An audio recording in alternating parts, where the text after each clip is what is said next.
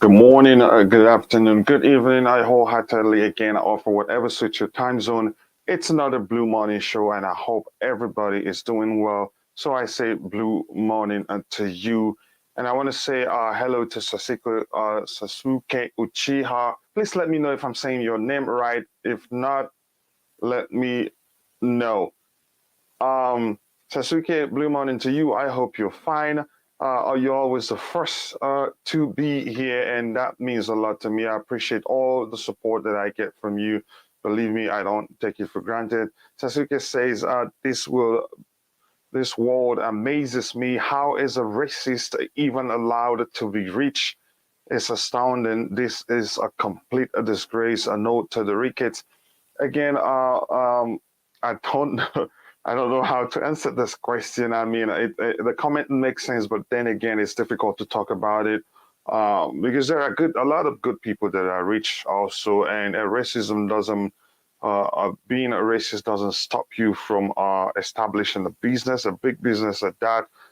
It's just that something people are able to hide it until by the slightest of chances we get to know the type of people that they are. So Sasuke, again, I'm happy to see you in the chat.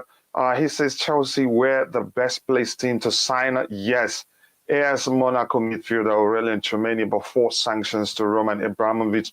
And that's one of the reasons why I've argued here that the truth is we're thinking, I don't forget, I forgot who argued that we could still sign anybody we want, not notwithstanding, the issues we have, that we could still sign up people. But I think it only makes sense to see it this way because it's certain that the new owner we're getting will most definitely be profit focused. Nobody will spend that much money and not be looking to make money. And if I buy a club that had a loss of around 150 million plus, 150 million pounds plus, the first thing I do is to make sure we break even before we start spending. And also, there are other things that the club can do, not that will make sure they don't spend that much money. We have lots of academy players out on loan, some of which are still in the academy, didn't go out on loan, and all of which are good. So that will give them the excuse to say, okay, why not we make use of what we have, make do with what we have and not spend at this point because there are other priorities to, deal with. Yeah, I want to say also Blue Morning to Pierre, wow, that is a surprise. The Ricketts are winning in the poll. Yeah, that's some surprise here. I don't know. You see all the stuff because I had the poll on Twitter and also on the community tab. I'll show you guys the result in a bit. And this says, I think the rival fans voted. Not necessarily so. And again, the Ricketts themselves could be, you never know, sponsoring a campaign just to change the mind of people. And I have my reasons for saying that, and I'll share that with you guys later. Let me share the link to the panel in case anybody there wants to join.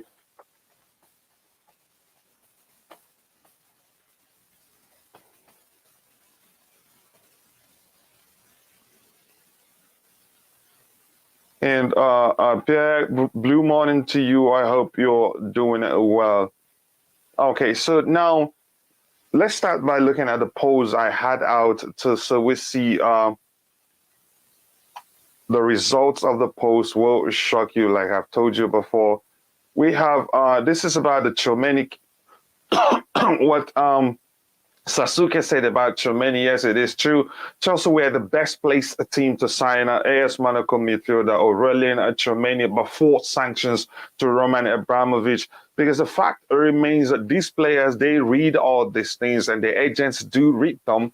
They're well educated on, the things that are going on. So they will not overlook it. They'd be concerned about, about their client, which the players are. So they wouldn't want to, get them to join Chelsea, whereas the future of the club is uncertain. So it only makes sense that this is, I believe, is true to some measure, but that doesn't mean that Chelsea cannot still sign Tchouameni if the sole process is completed that is quick, then the new owners might want to make a bit of a statement by making sure the club signs Chomeni. And I also want to say blue morning to Tobago. Tobago, how are you doing? And I hope your brother, who was you told us about, I hope he's recovering and doing better. Nice to see you here. So Tobago says we can still sign Chomeni with Roman go. Roman going wouldn't change anything. These reporters are good on lying. That's again, you could say that they're lying, but the truth remains it's a possibility given the situation that we're facing right now. The fact that you could say as long as we're not sure, we don't have a new owner yet. Agents could look at us and say, our future is uncertain, and with that reason, they will not advise their clients, which are the players, to join the club. And blue morning to you, Mikhail. How are you doing? And also, I'm looking forward to, also releasing the open letter to the new owners. A good thing it's not time sensitive, so we'll still get done the formatting, so others can read it and enjoy it. So now let's take some time and look at the polls that I talked about. Again, I have the link to the panel in the chat in case you want to join. CFC, Fahim, blue morning to you, brother. I hope you're doing well. Always good to see you around. Again, if you're in the chat or wherever you're watching from, if you haven't checked out CFC Fahim, please do. It is a good channel. And believe me, if you do, you will thank me later. So let's look at the polls. This is a poll that I had on Twitter. It reads, who would you like to become the new owner or owners of Chelsea Football Club? 88% chose Todd Boehly. Martin Broughton Group got 3.4 votes, and Ricketts and Griffin Group also 3.4 votes, percent of the votes. And Stephen Pagluka got 4.5% of the votes. You can say, yeah, Todd Boehly Group is the overwhelming choice for Chelsea fans, and that is fine. But I think you see something concerning there. The fact that the Ricketts family has a 3.4 is concerning to me. I'll tell you why I said that's concerning to me. And then we have this one that I put in the community section of my YouTube channel. It's Chelsea Perspective YouTube channel. It's the same question. Todd Boehly got 59%.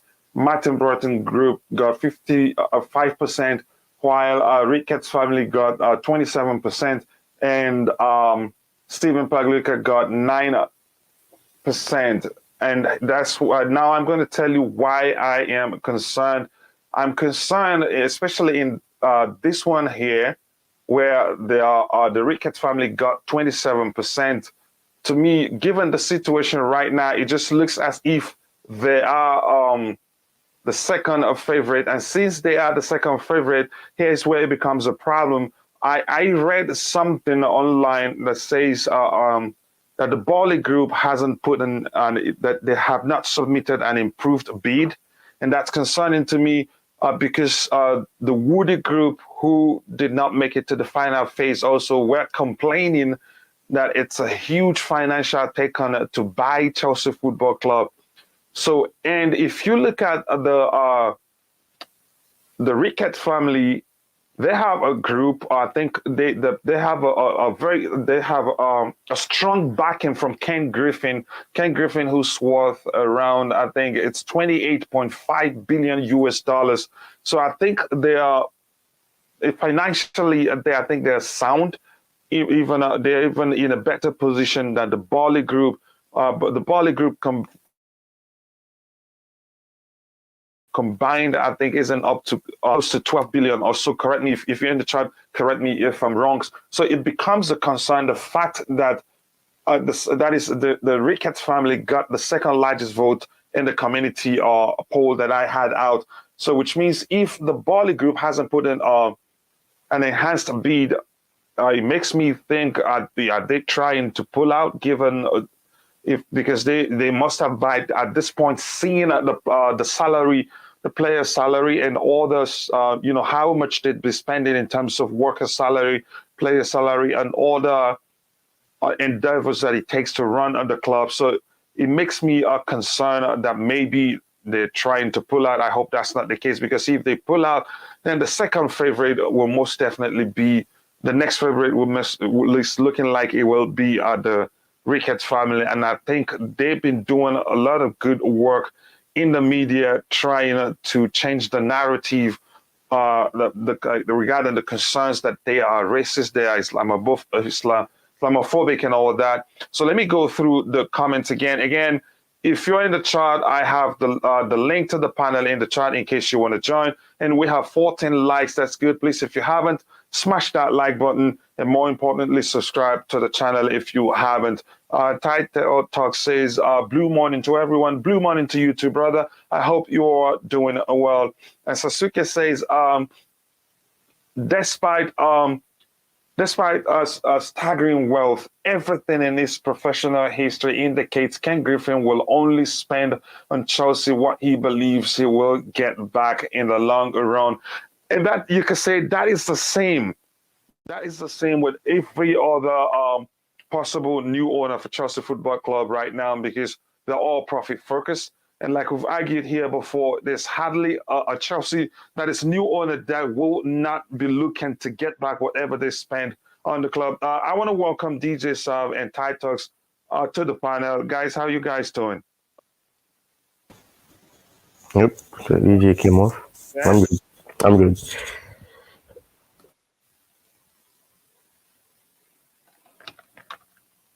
Let me make sure. Yeah. Go ahead, Ty. You were saying something. It looks like my air. No, I was saying I'm good, but it looked like DJ got kicked off. Yeah, he's probably at work, or maybe that kind of period where the internet isn't as stable.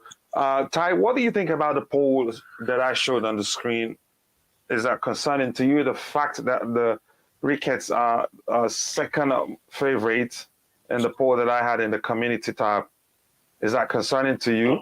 Yeah, it is, because I think that means that people wouldn't mind. Well, some people wouldn't mind having them as the owner, and obviously, like he said, the overwhelming favorite is Todd Boehly, but it means that there's a second choice of somebody who, well, not somebody, a group of individuals are rumored to be amongst people that you could consider to be racist. But it's like I was saying before, it's not surprising that that's the case, because you have a lot of racists in the community as well, so they don't really see it as an issue. They would only look at it as, in a sense that, I mean, no, they're gonna say that nobody's perfect, this, and they don't care about that as long as they're investing, which I can understand that, but you never know what may happen. That racism, that they may have could always impact potential signings if they don't believe that this person would come in because they have a certain skin tone, or they think that because they're this type of skin tone they're not good enough. Then that could be a issue, and you may miss out on a lot of quality players. So it is concerning, but it's not really surprising to me, because in the community it's happened over the years, it's happening for decades. So it's not surprising, but it is concerning that people are actually hoping, or rather, not, probably that's not the right word, but they'll be fine to see them be the owner. Yeah. Some people apparently don't mind. DJ, I'll come to you immediately. If my memory serves me right, you were the one that mentioned the other day on the panel here that we're still paying for racial discrimination issues we had in the past. So we shouldn't even, consider the Ricketts becoming new owners of Chelsea Football Club. But looking at the poll here, they have 27% of the votes. Todd Boehly, the led consortium, has 59%. Here, the Ricketts are second. They have 27%, while Martin Broughton Group have just 5%, and Stephen Pagluka have 9%. Are you concerned, DJ? Yeah, first of all, a very good morning, a very good blue morning to you both, and also to everybody Blue in the morning comments. to you too, my brother. Thank you. Hope you guys are well, and everyone in the comments as well. Yes, thank you. I hope you're well too. Yeah, listen, for me, look, is it a concern for me at this moment in time? It is to some degree, but while I look at those votes as saying Todd Boehly still the leading consortium for Chelsea, that kind of like is going pretty well with me at this moment in time. The Ricketts, I know they're quite high I was saying quite high, at 27%. As I keep saying, they will be a big issue. They will be a massive issue if they become owners of Chelsea Football Club. And I know people are going back to, I don't know, people, if you read yesterday, and I feel sorry for him. Paul Cannavale, one of our all-time players, first ever black player to play for us, done an interview, and he got absolutely pelted yesterday from racist comments come his way yesterday, which I thought was damn right rude from people that did that, saying that he almost was saying he kind of like gave in to the Ricketts to come in and to be owners with us, and I don't think he did say that. He was obviously misinterpreted as always, as they always tend to like to do, and he's basically come out and said what he said. And for me, look, at the end of the day, we all say this before. This guy's very high in the community. Not only is he obviously a former Chelsea player, but he's very high and known around for Chelsea. And I certainly don't think he'd want those guys anywhere near our football club. And I think all the fans say the same thing. We don't want them anywhere near us. But look, at the same time, we've also got to take into consideration, the other owners that have been linked to us. How serious are they, as well? Because, Todd Boehly's putting it all out there that he wants us to come. He obviously is putting out this plan that he's got for us. And I'm still hoping he will be the next owner, even though I'm still hoping, a little bit of me, is still hoping if these peace talks get taken place well with Roman Abramovich, he'll be able to come back in and sell the club. He'll still be able to still remain owner, but sell the club, but sell it to whoever he wants to sell it to, not to whoever the government are asking him to sell it to. If you get what I'm trying to say.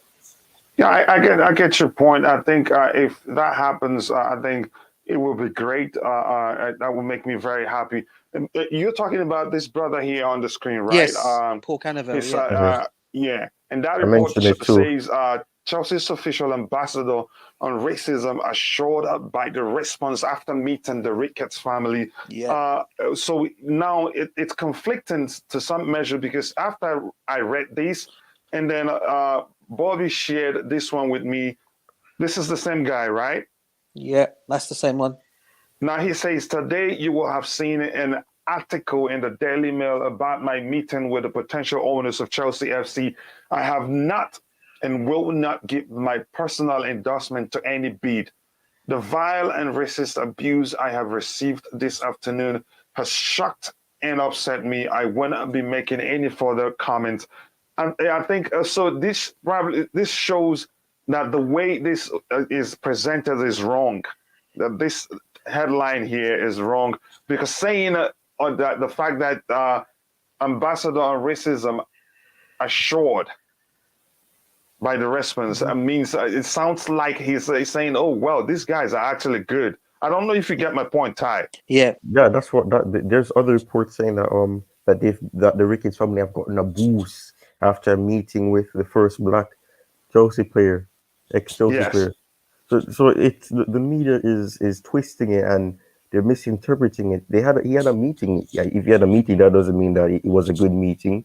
They won't know that, and that's why I always find that weird. How do they know what is happening when it's a private meeting? Nobody else is involved, but yet they know what's happening. That's weird. So it's always assumption. There's always, them making stories up just to, to get the spotlight and, to get attention. But I mean, I even mentioned it to you as well, when, and that really fuels my point that over the years you have racism in the community, which is why I was saying I'm not surprised that it's accepted that you have people saying that the Ricketts would be their choice as well. So it's concerning because I know the history of what's happened, with players like Paul Cannavale, and how he was treated while he's playing in games, and it affected him. So it really is painful to see that this situation is returning. But I think for a lot of fans, I think somebody even said that it can use as a banter that that you can call Chelsea racist, Chelsea FC. So it's not good. And I mean, I was hoping that this issue, would minimize and it wouldn't return to the level that it used to in the past. But it could happen because racism has been proven. And even when with rival players, people disrespected them, racially abusing them. It's not Mm-hmm. right. If you're gonna banter someone, you don't have to bring in their race. You don't have to do certain things. But it's unfortunate. It's something that's been happening for years. It's been happening for centuries, and it's just unfortunate that it's creeping its way back into football, and Mm-hmm. it shouldn't be accepted. But I don't know, man. And it's one of the reasons why saying no to racism and taking a knee, to me, it really doesn't make a difference. But that's another story for another day. Yeah, it is indeed another story for another day because we're here to compare the Ricketts and the Boehly group. And if you're in the chart and you haven't checked out Tide Talk CFC, you can see this written his name on the screen here. Go check him out. It's a great channel. He's young, but he understands football very well. I'm sure you've heard him speak on occasions on this channel. He's knowledgeable, especially from the perspective of Chelsea Football Club. So, Ty, I'm just going to take a minute to breeze through the comments in the chat. And if you're in the chat, please, if you want us to talk, that is to address or to highlight your comment, be sure that it is aligned with the topic that we're talking about, and you can be rest assured we will look at it. So let me see. The next comment I have here is I think I've read this one here. Ricketts, I've read Ricketts family. We done want them again. I've read that one before. Hit the like button. Yes, please hit the like button. It will help trigger the Google algorithm to push the stream to more people so we can get more people to join us. Stop it. No, Ricketts. Yes, please do stop it. Hi to you. London is red. Unfortunately, London is blue. I disagree with you on that. London will always be blue. I hope you're doing well, my brother. And this is Tobago saying no to Ricketts. And this is Joe Wen Collis. Is there anything that we as Blues fans can do to protest against the Ricketts? We've talked about that on the show here. And you tried to reach out to Nick Blue. I think he lives in London and he organizes safe and also peaceful protests to make to get the Chelsea board and the government to listen to the voices of Chelsea fans. I think he will be here soon, and I'd say reach out to him. If you search for him on Twitter, you'd find him. And if you're watching, if you haven't, please make sure to subscribe to the channel. That will help us grow. Yeah, London is red. Okay. Now, for him, here says, Todd Boehly consortium have already begun talks over redevelopment of Stamford Bridge if they win the race to buy Chelsea Football Club. But I have a question. I read some. Tell me if it's correct or you think it's wrong. I read something that the Boehly Group they haven't submitted an improved bid. That's concerning to me, given Yeah, the comment also by the Woody Group, which said it's a huge financial undertaking to buy Chelsea. So, Ty, are you concerned that they haven't put in any improved bid, or maybe they're waiting to see how much others will bid before they do? yeah. I think it could be that because they have a couple of weeks, before the deadline. So maybe Uh-huh. they're trying to see what the other competitors are doing, testing the waters, trying to see what they can do before. So in a Mm-hmm. sense, they'll see what they have to if they actually are really desperate to obtain a club that they say they are. Mm-hmm. Then they'll see what their competitors are offering and then try to offer more than that. So Mm-hmm. it does seem concerning because you're seeing things like other people saying that they've made this big and it's large and it's a large investment to obtain the club and things like that. So it is, but I think it's the business side of it where they're trying to see what others are offering before they make their bid, so they'll have a good success rate of being chosen. I hope that's the case because that's they are my favorite at this point.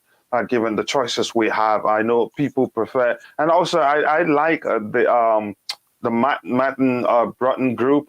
Given that they're all season ticket holders, I Mm. don't think it's all of them, but at least he himself is a season ticket holder and has been a long time Chelsea fan. So London is red.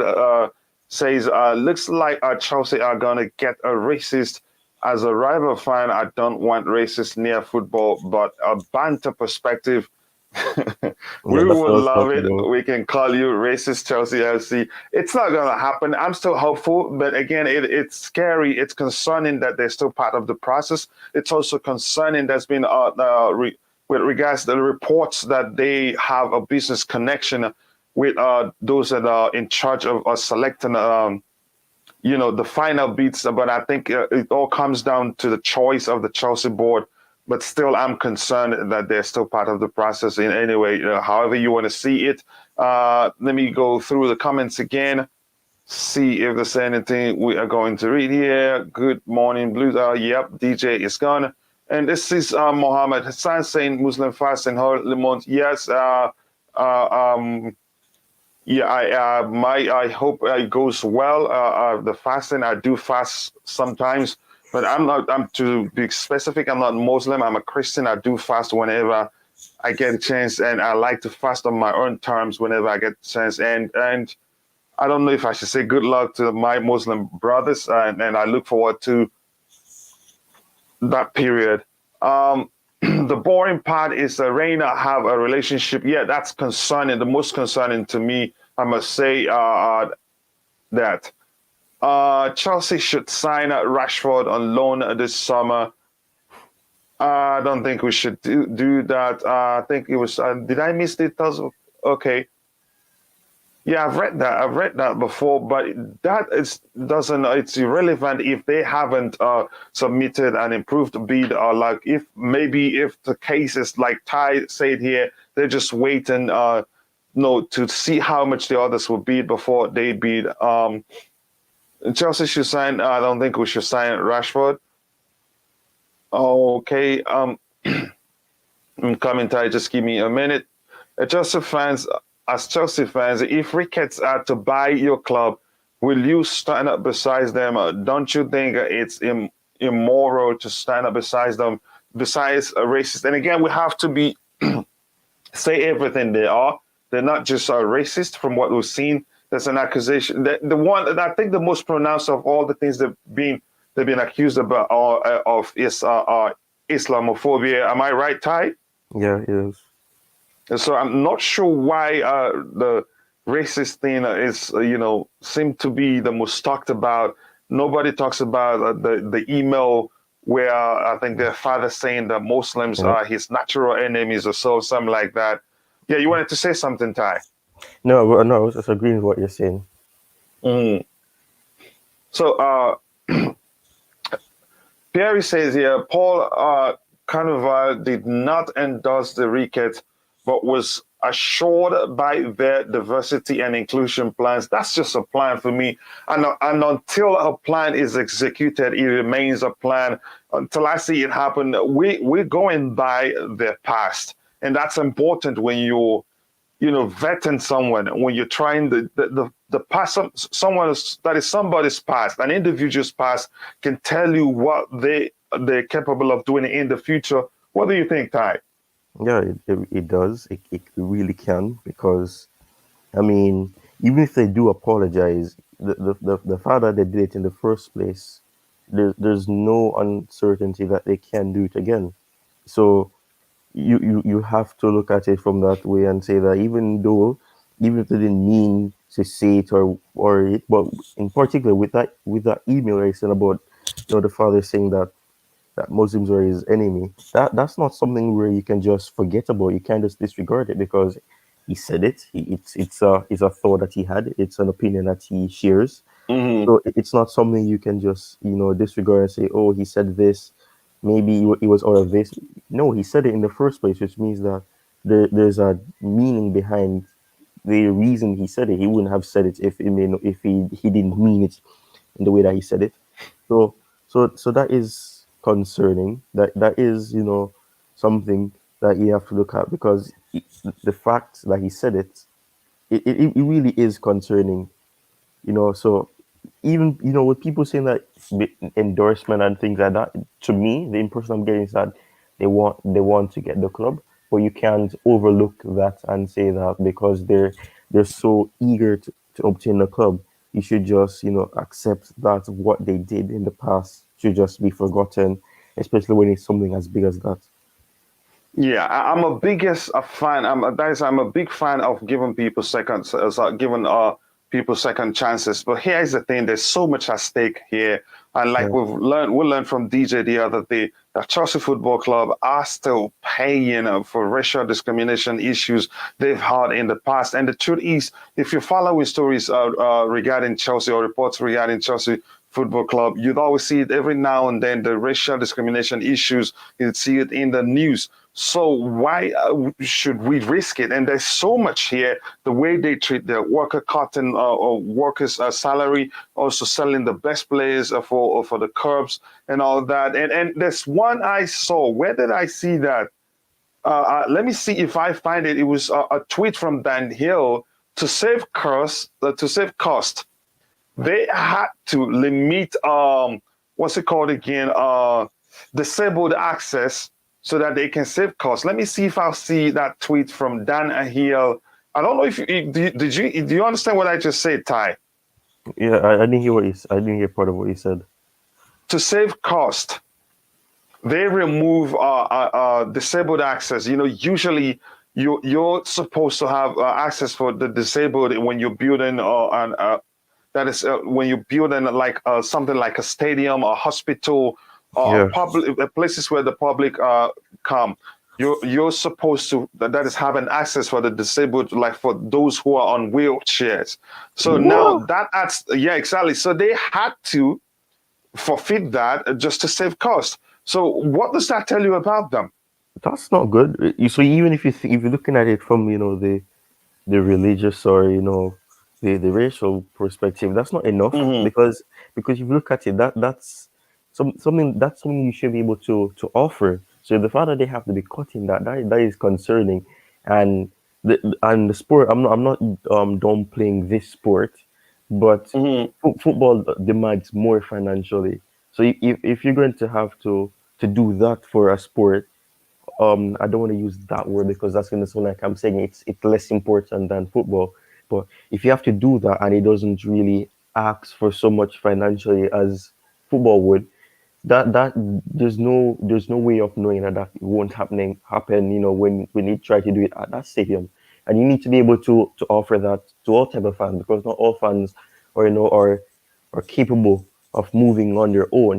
Being able to stand, being able to do things like that. So that is concerning. So there's a lot of red flags surrounding them. So even if you don't want to look at it to say that what, give them a second chance. They said something racist. They've shown Islamophobia.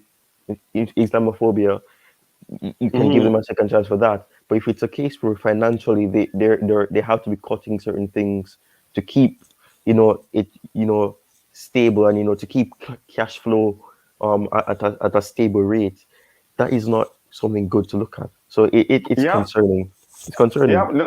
I think I found it. Here it says there's no argument that the team initially schemed on a wheelchair accessible seating, saying that they mistakenly believed that the stadium was exempt from modern.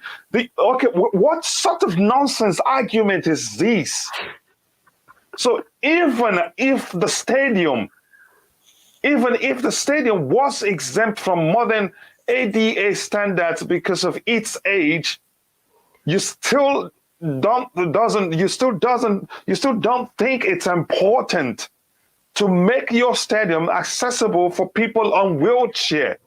That's madness, man. That's madness. Fahim, are you listening there? You heard that. Now I'm going to read that statement again. It says this is somebody who's concerned, and let me show Dan.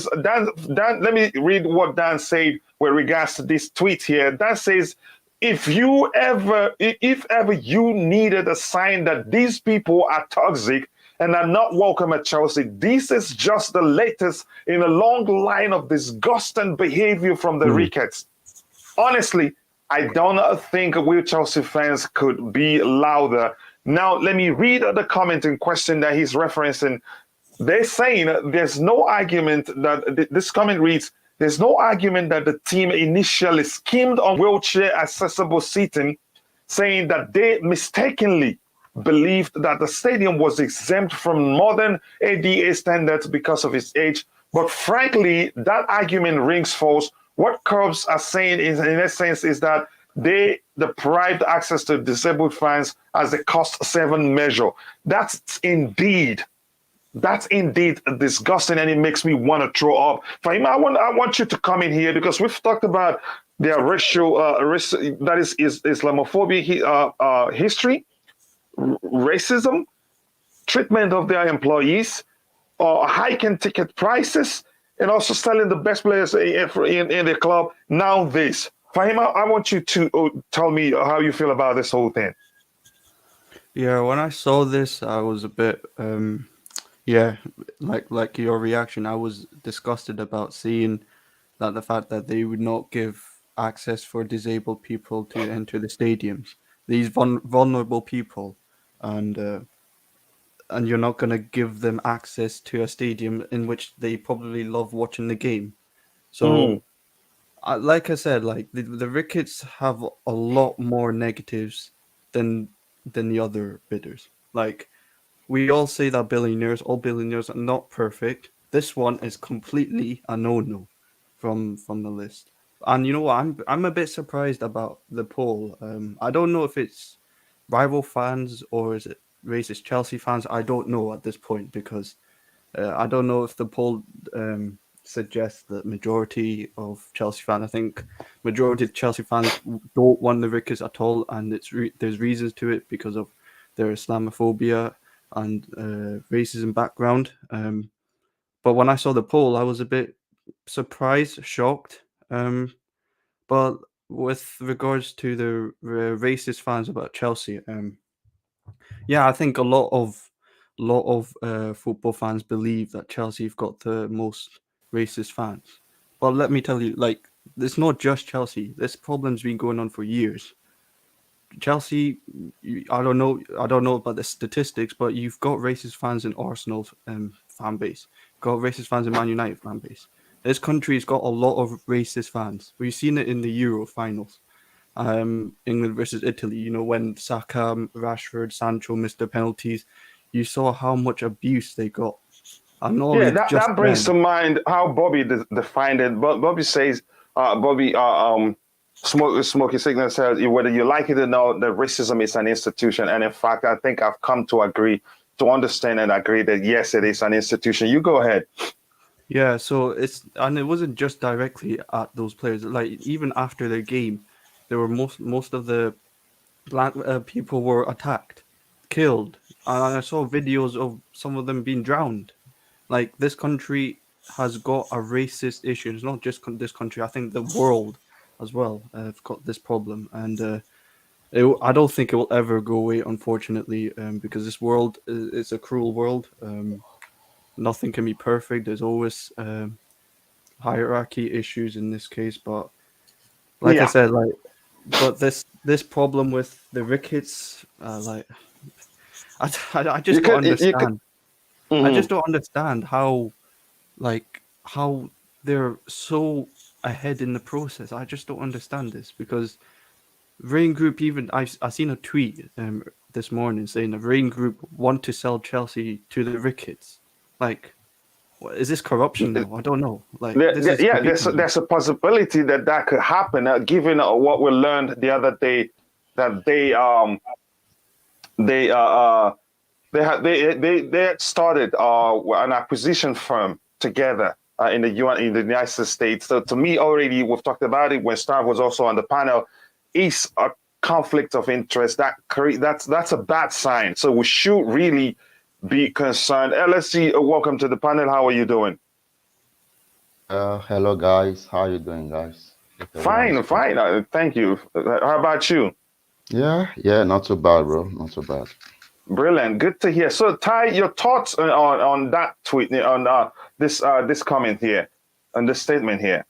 Yeah, it's really sickening. It makes me sick because you need to be able to be able to have any and every type of person, because like I said, not everybody is capable of not being in a wheelchair. So you have to Mm, be accessible to to all type of fans, because those fans could even be the fans that are even the most, the ones that are really attached to the sport, and the ones that are actually Mm, desperate to watch, that team play. So mm, it really makes me feel sick, because the fact that it says that they initially skimmed on wheelchair accessible seating, think that they mistakenly believed that the cinema is exempt.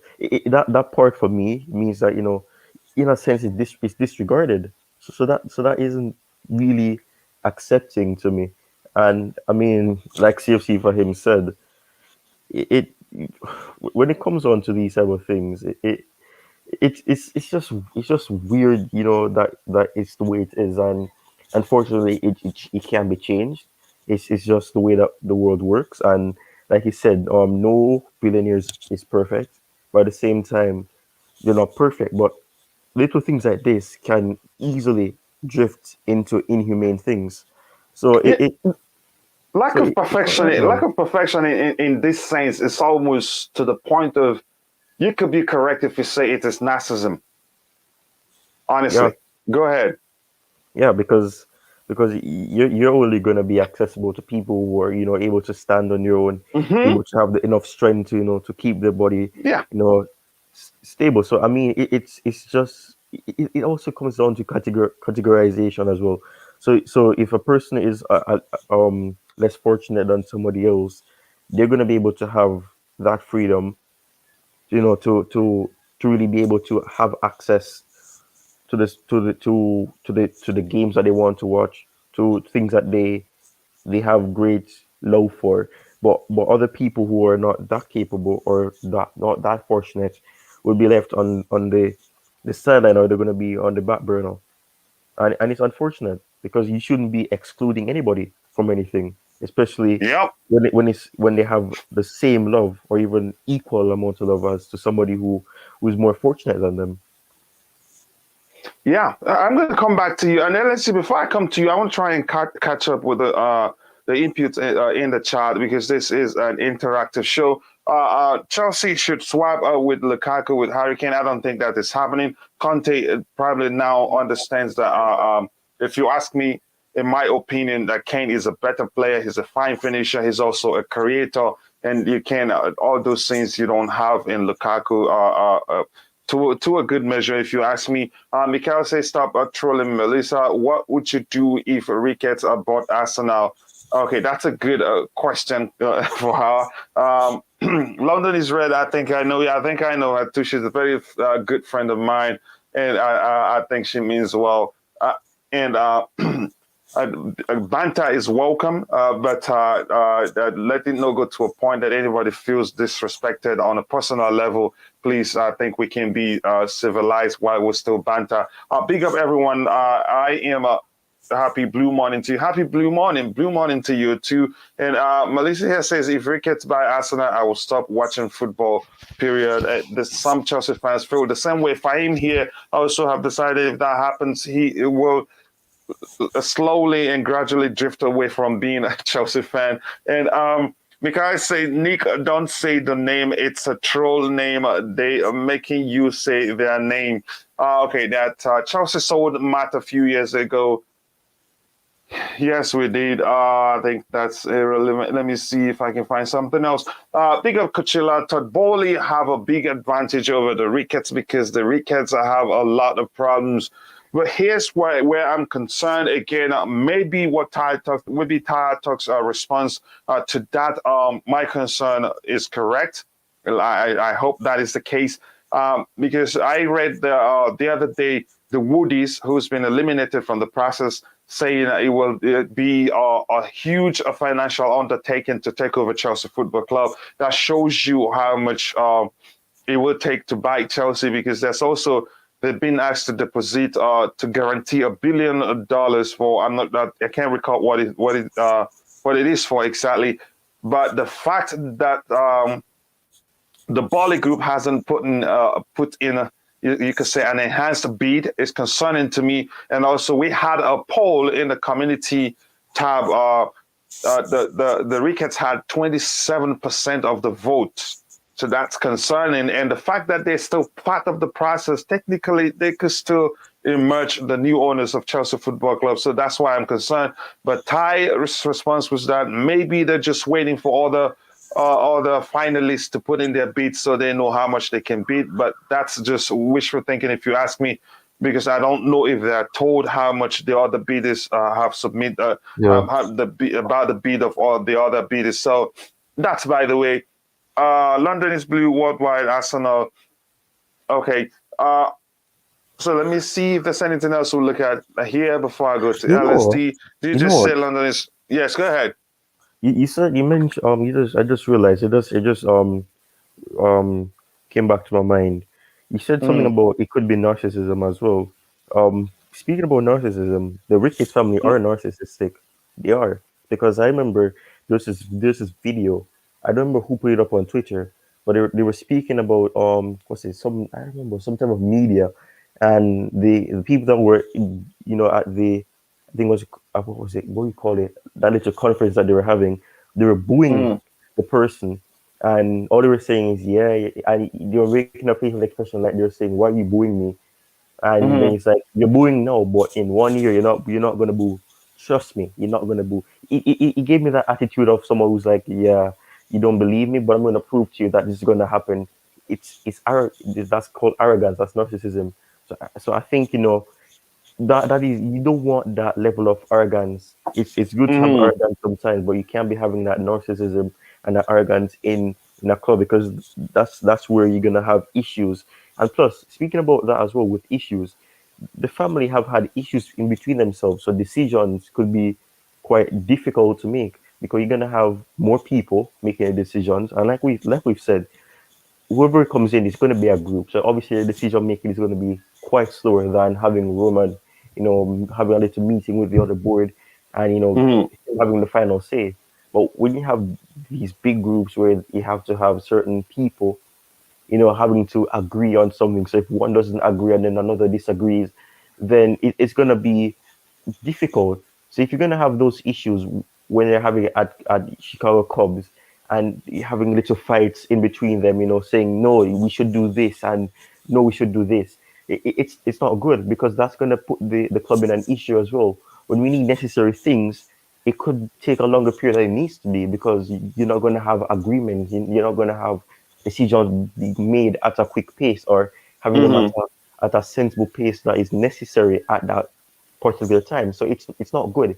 There's a lot of red flags for the Ricketts. So even if you want to say that you can't focus on the racist or what they said in an Islamic phobic way, you can't, you only use that because in a more rational way. If you think about it from a humanity type of way, you can see that with them not having accessibility, for people who are not that fortunate enough to be able to have that level of control with their body, mm, and you mm. having this pop up as well, it's not good. So there's a lot of red flags. It's not good. I mean, I'm just going to repeat myself because it's important that everybody, for those that are ignorant of the situation, to learn or maybe get educated to better understand the backstory here, why we're really concerned. Because, like again, DJ have said before, we're still paying for racial discrimination issues that the club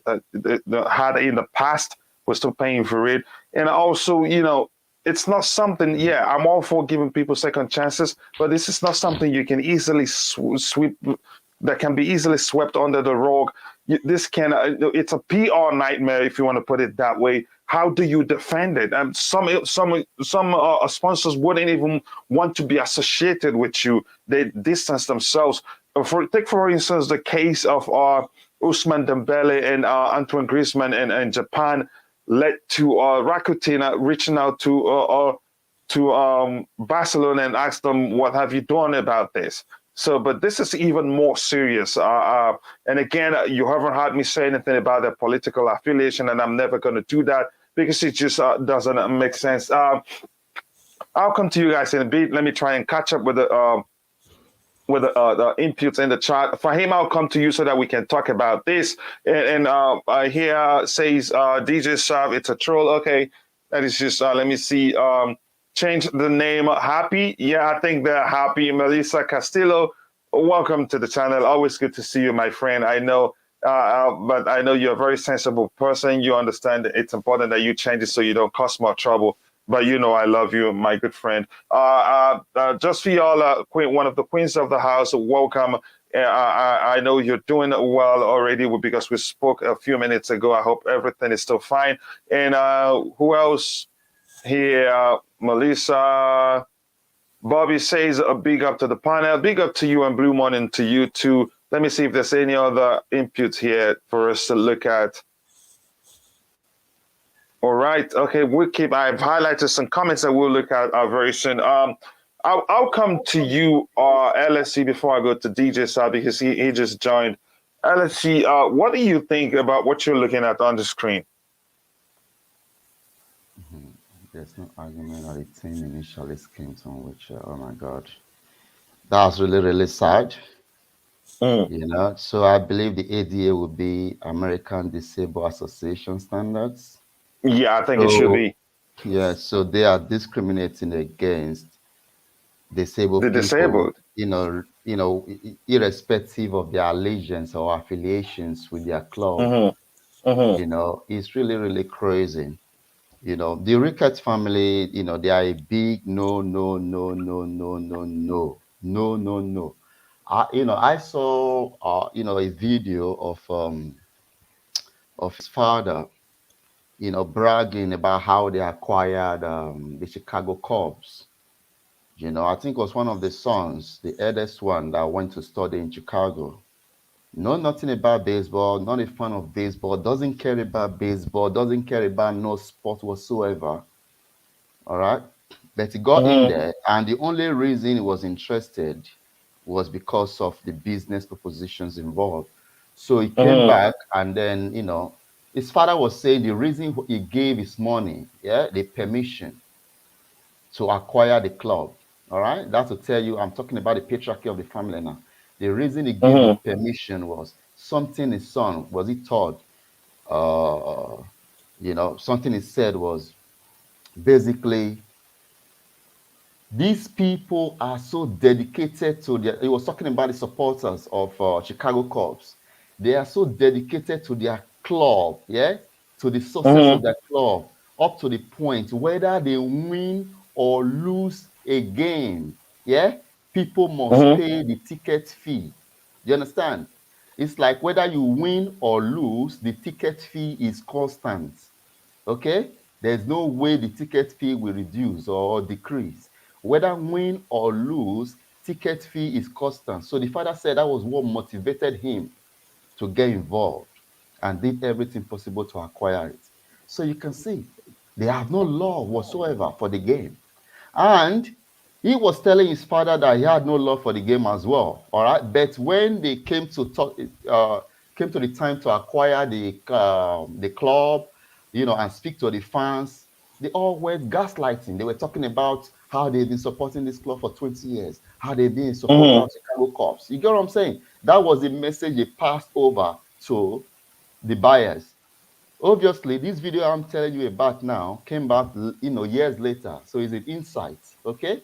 So obviously, we didn't know, or the Chicago Cubs fan didn't know what they had in mind, their intention. They came in there and started gaslighting them, telling them how much they fall in love with their club. But they have nothing to do with it. The motivation is purely financial. You see, and now they are even discriminating. Yeah.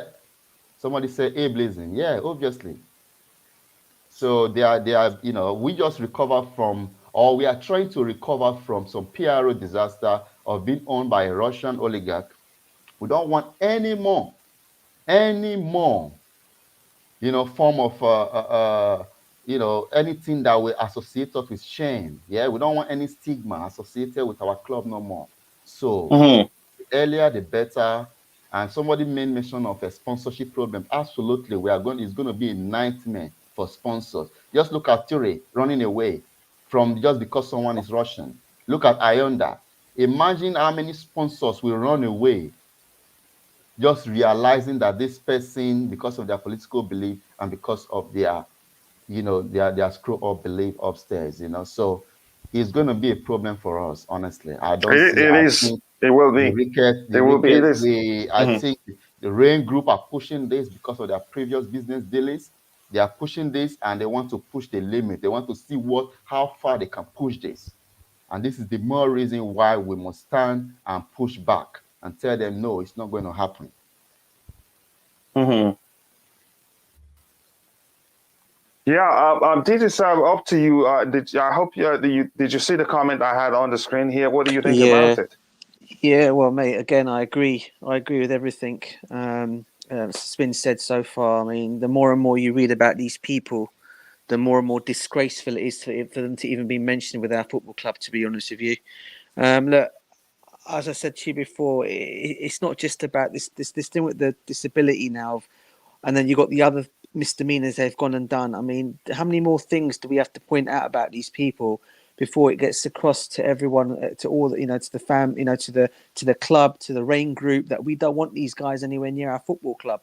And I think we need to start putting these kind of messages out there, and for people to start reading these kind of things, for them to realise that this effect it could have on the whole of the club and its fans if these people were to come anywhere associated with us. You know, you got to think about you got to think about our club's reputation, the players at the football club, and I mentioned players like Rudiger, Sarr, Chalobah, Kante, Mendy, another one mentioned in there. You're getting guys like these coming to the football club. Yeah, you imagine what kind of what's that going to show our players that are there. What kind of a football club are we getting these kind of people to come even anywhere near us? Look, I've said it before, and I'm going to carry on saying it again. I don't think these guys are going to be our owners. I think it's going to be. I think it's going to be. They've got a lot to. I mean, people would say, "Oh, they've got the highest bid. They've got the most money because of the billionaire that's backing them up." Ken Griffin, who's backing him up. I do believe he's he's a massive billionaire. But we don't need. I mean, look, I'd rather have our club have all its beliefs and what we believe in than get a billionaire owner like that. I mean, for me, this is why I said if we can't get who we want. Todd Boehly does tick all the boxes. He might not be as rich as this guy is, but this guy is not. Todd Boehly is going to be a guy who people will respect because of what he's done with this, what he's doing with his club at the moment, or his baseball team, whatever he's running at the moment. Yeah, so we know this guy is going to come in there. He's got a plan forward for us. He might not be as rich as maybe the Ricketts are bringing with these guys coming with their backing, but look, he's still going to do things for us. Okay, so look, again, I keep saying it. No to the Ricketts. I don't think they're going to come out owners. And this whole stress of it, the stress it's giving out to all the Chelsea fans is unbelievable. It really is because we are in a situation where we are being really looked at, scrutinised as it is by a lot of the fan base, about a lot of the rival fans out there for hating us for our success on the pitch. Can you just imagine them coming when we get these people coming to our football club? What it's going to be, not just hatred for our success on the pitch, but we'll be known as a racist football club, which we're not. So again, I'll say it again, no to the Ricketts, man. And I hope it's followed through. Yeah, Well, I hope it doesn't happen again. What every time it comes to mind that the board, Marina, Petr Cech, and Bruce Buck, and the other guy, I can't recall his name. They're the ones. They're the ones that would say, "Okay, this is our peak." Yeah, I'm still hopeful. Go you know ahead. what? At the end of the day as well, people are really, try to plead with the Rain Group, to not choose the Ricketts. But at the end of the day, they won't really show much consideration about this because at the end of the day, a report came out. They're going to be earning 30 million from this. So either way, they're going to Yeah, be getting paid. So no matter who obtains a club, they're going to be getting paid. So it could be the worst of the two or the three or whatever amount. They will just simply look at it as I'm going to be getting my paycheck for doing this job, whether it's a faulty job or it's well done. I'm going to be getting paid 30 million. So they don't really care, which is why it all comes back to why this, why that. It's unfortunate, man, but DJ just said it exactly the way it should be said. There's so many things wrong with the Ricketts. You don't need to be bringing up anything else. There's a lot of red flags, and it's just unfortunate that this is the case. That it is. It's unfortunate that we're pushed into this position, and like you keep saying, it's concerning that they've even made it this far.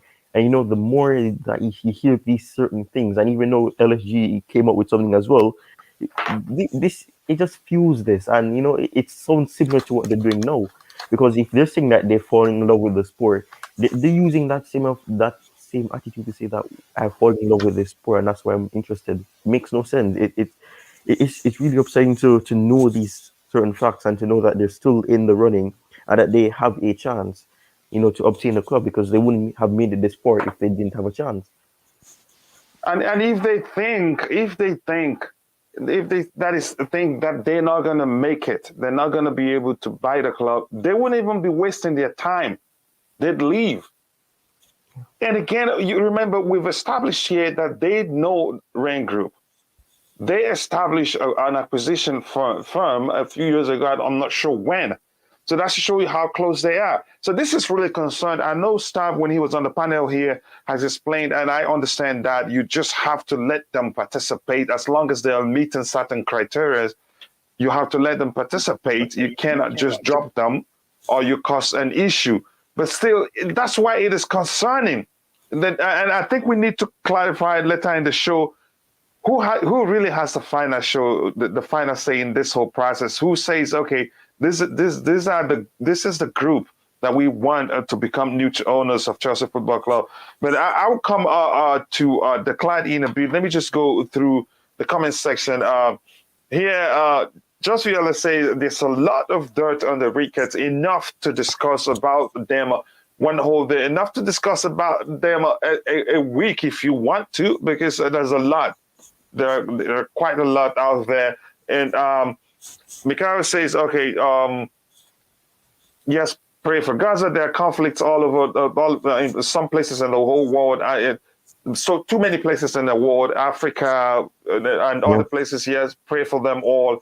No to Ricketts. Yeah, keep saying it, and it shall indeed happen. No to disgusting Ricketts. That's new. I haven't seen that one before. But still, it's amazing that the Ricketts even got shortlisted. That is where I'm concerned.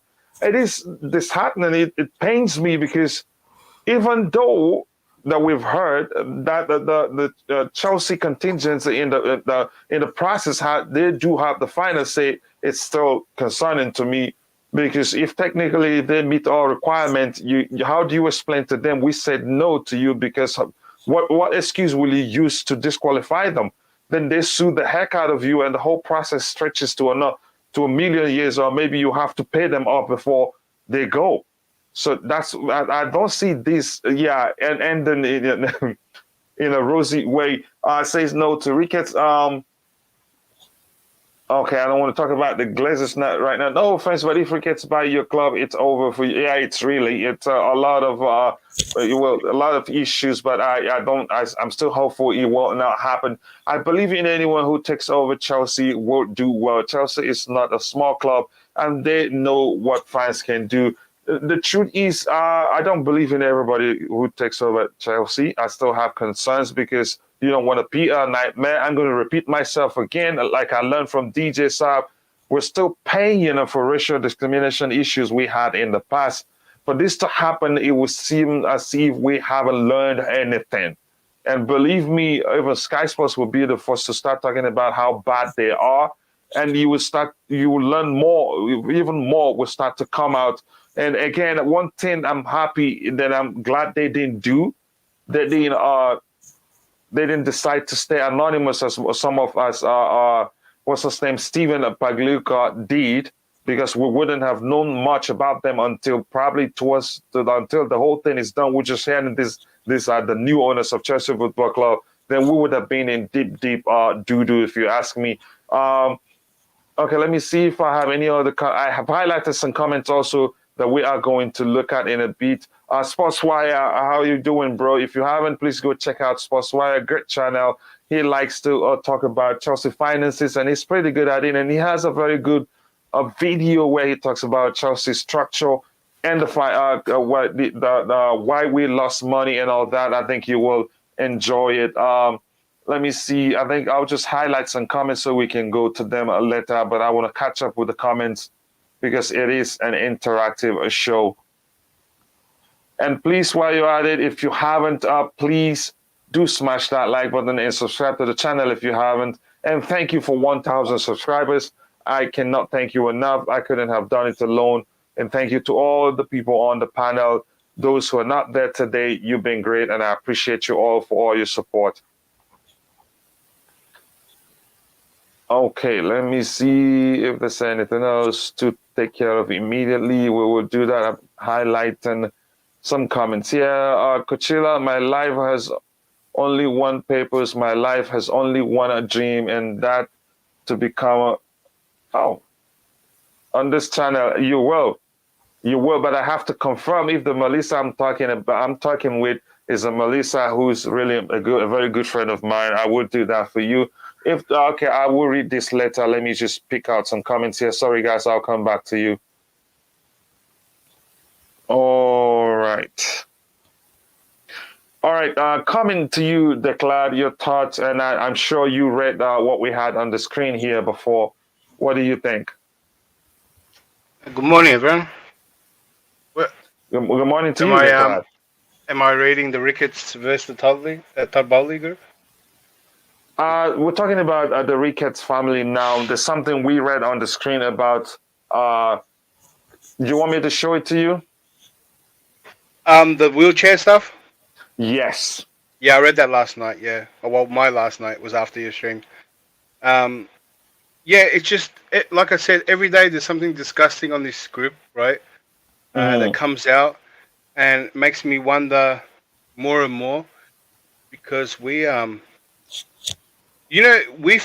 a little bit secure because we said Roman's going to give us to someone, and put us in great hands, like we'll be all right. We felt we'll be all right because they'll pick out the best owner.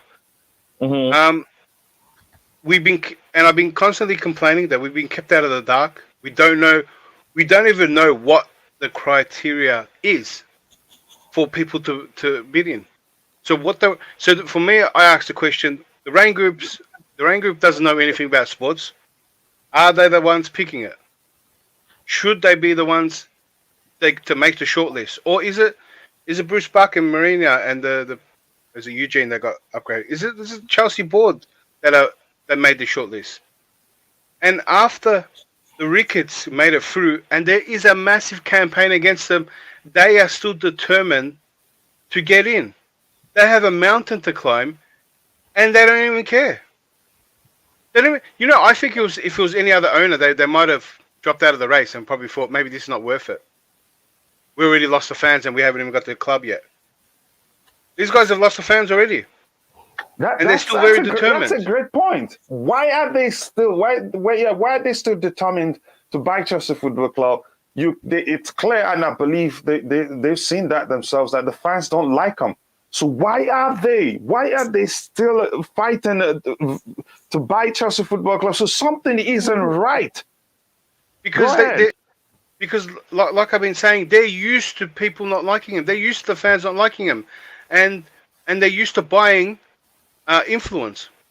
And when I say influence, right, is they the political party, this and the press, and they try they fix their PR like that. So now when we were talking about Paul Carnival, in the sense when I probably said maybe the wrong things that he made it sound like he was bribed, but it's not the sense. It's you can talk to Paul Carnival and then tell him that you promised you're going to do all these great things, right? But I'm pretty sure Paul Carnival doesn't even know much about the Ricketts and all the things we've brought up and all the things that's been circling. I don't think he knows. I don't think he followed. I think he saw the no to Ricketts and the one comment, and not that they run the club bad, right? And he was probably open to them, right? Because at the end of the day, if they become the owner, they can sack Paul Carnival as well. So they could be their new bosses. So you can't just be aggressive or passive aggressive as soon as they turn up, and then they get the club and then you're out of there. So his job's on the line as well. If the ambassador role is his sole job, right? I'm not even sure what else Paul Carnival does. I've seen him on the Chelsea TV as well. So so I'm sure that's his only job. But when I'm really concerned. Fahim, I'm going to come to you. Yeah, go ahead, Declan. Yeah, sorry, I was going to bring up that. Go ahead. How is it, right, that the process didn't include any of this stuff in their criteria. Like then, all right, you just meant to have the money. Okay, they got a big backer. I get that, right? But they're not. The clubs are in 1 billion debt. Why isn't that considered? Why isn't the how bad they run the Chicago clubs taken into account? Yeah, it's an advantage to have another sports club that you run and that experience, but in that experience, they're running it badly. So how is it? How is that? How isn't that part of the criteria? Because a lot of the bidders, they had money too. Centris Group had money. Centris Group put more money than them, but they didn't have a sporting experience.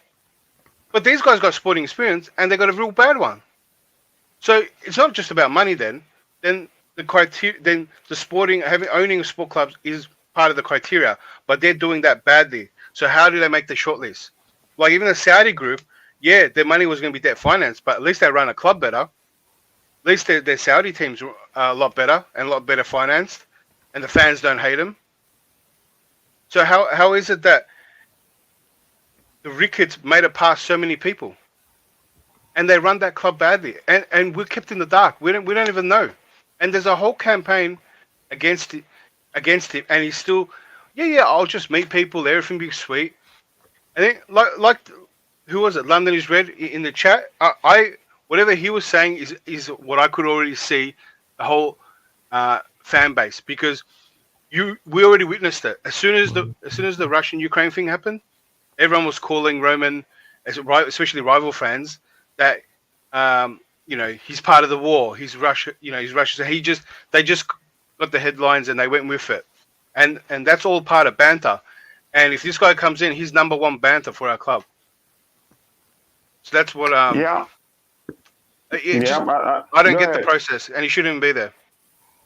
Yeah, again, it is concerning. Again, even though we have hope, but it's not guaranteed, because you cannot tell. None of us have is acquainted with the selection process and elimination process. We don't. We just speculate. So I'm going to read some comments here. This is about Phantom, and this is DJ saying Todd Boehly consortium have already begun talks over redevelopment of Stamford Bridge if they win the race to buy Chelsea Football Club.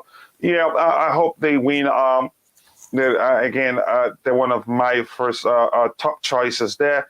And I would prefer someone who would have the club's best interest at heart, like Abramovich did. And here, he be Matthew, if you prefer. The truth is, we will never get another Roman. There will never be another Roman. Whoever we get next, the truth is, will be profit focused, and whatever amount they put into the club, they'd be looking to get a return with some profit. Interest. So So things have changed. I mean, we have to learn to live with the new reality, and most of us will be shocked. Will they try to make a sign to appease the fans? I think they will do. Will they make a statement signing? I think they will do, but it's not going to be. It will be a one-off thing. Believe me. After that, they be as economical as possible. If that makes sense to you, we're in for a shock. Most of us because of how Roman have spent without caring how much is put into the club whenever we're going for big name players. I think most of us will be shocked at how things will change. Fahim, I'm going to come to you. Let's talk about because the fact is nobody is sure who has the final say. We're just saying, we just talked about what we've heard in the media. Fahim, your thoughts. Do you really think that's the truth? That the Marina, Petacek, Bruce Bock, and one other guy they named will have the final say? That's what I believe. I think. That's what I've been hearing, that they will have the final say. Rain Group are just shortlisting the bidders that just meet the criteria. For example, the stadium development, investing in the players, and this and that. So they create that shortlist, and it's up to the Chelsea board to decide which bidder they prefer or they want. But at this point, there's just so many stuff that are almost conflicting each other. I don't know who takes the final say. Is it Rain Group or the Chelsea board? But if it is the Chelsea board, I would imagine, right, they have some sense that reading, looking at the No to Ricketts campaign and how big it is in this Chelsea fan base. I'd hope that they have the sense to just disregard them completely, and focus on the ones that have the best interest in the club, and which are probably the Todd Boehly consortium. So if it does end up being Bruce Buck and Marina choosing which bidder, I think they will not. They will just disregard the Ricketts family. Yeah, but I don't think it's that easy to disregard them, but disregard the Ricketts family, because if it was, would still not be hearing about them right now. But that is, by the way, any Nick Blue, any thoughts, any input on who you think has the final say in this whole process? Yes, like Jimmy just said, it's the board, it's a Czech, Marina, Bach, and the rest of them. They will have a look what Rain is going to propose. They will decide and pass it on to Roman. The final say is Roman's, no one else's. And if Roman, I'm sure Roman ain't going to pick the Ricketts. Everyone worry for nothing. I'll keep saying that. They have no chance in hell to go through. They're there, but they haven't got a chance. Roman is not going to bring a racist owner to this club. He just got rid of all these racists, And Nick, can I ask? Wait a minute. I'll ask you a question. Yeah, go on. If Roman had a lot of say in what was going on, would the Ricketts even make the shortlist? Yeah, because he put a Rain Group to choose the last bidders. He has to have the last say. Then it's a government that we've been saying for since the Sanchez now. The government will say if they approve or not. And at the moment, I think that's why I asked that question, because I feel like Roman doesn't have much of a say. He does. And that's my concern. No, of course he has a say. Who said he had? Look, well, the Rain Group so the Rain Group have made the shortlist. Now the government get to choose not the best bid, but the preferred bid, right? Yeah. And the EPL, if it feels like there's a lot of external people that have a say on who becomes the owner of Chelsea, which is disturbing to me. Yeah, the final is up to the government to approve who Roman wants. So Roman will say, "I want this lot to take over," and the government will approve it or they won't. Yes, and the government will. If I give you this scenario, let's say the Ricketts have a good relationship with the government or the politics, because in America they do, and they could be a connection there. They could have declared they could have, but look. Yeah, and then what happens if they're only going to approve the Ricketts and not the other people? Yeah, Marina, Czech, and the rest of them, Roman, they're not going to bring racists to this club. I promise you. That's far, that is for sure. They would highlight the problem. They would highlight that they've got this problem. They'd highlight Marina and Czech and Roman would highlight this problem to the government, and yes. I don't believe they'll be the only why isn't it happening? Why aren't these people kicked out already? They made the shortlist, and then the club come out and make a statement. We don't accept racists here. Let me. If I can come in. Yeah, sorry, Nick. We hijacked your talk. Well, but we're having a conversation here. So, Nick, go ahead. No, go ahead if you wanted to say something, Nick. I haven't finished yet because the club keeps coming in. The Rain Group, they're all about money. They're looking at the Ricketts because they loaded it. So they propose them. They're one of the bidders because they have a lot of money. That's the main reason. But when they look at it and they know, they're not stupid. The Chelsea, the board knows all the fans are against it.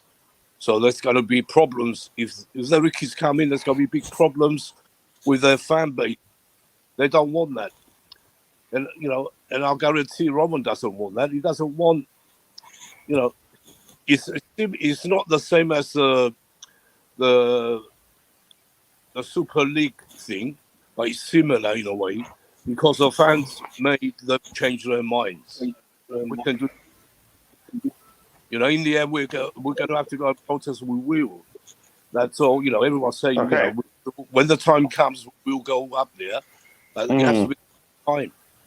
All right. And we will thank you for thank you for that. I'm going to quickly go through the chat, and I'll come back to I'll reach to LSE. LSE, just go ahead. Tell us what you think, please. If you have good understanding of who makes the final decision in this whole process. Yeah, we're made to believe that. That's exactly. We're made to believe. Yeah, we're not sure. Yeah. Thank you. Go that ahead. Marina and the board and even Roma will have, we have a say in what, in who the buyer is. And I believe that if the process is actually fair, okay, because even before the Premier League introduced the owners fit and proper test, every company in England already adhered to the principles of corporate social responsibilities. It's part of the ethos, so there's no way you can get rid of that, okay? Because every corporation, and particularly Premier League, has been tasked with the obligation to listen to their constituents, the people that make up their groups. In this case, in football, it will be the football fans. Okay, so they've been tasked with the obligation to respond positively to their constituents instead of their stock, their stockholders. Okay, they should adopt the fans as stakeholders instead of So listening to overall, stockholders. regarding So if that principle, okay, because in the Premier League it's called the residue of goodwill, if that residue of goodwill principle is being applied, I don't see the Ricketts getting anywhere close to Chelsea Football Club, okay?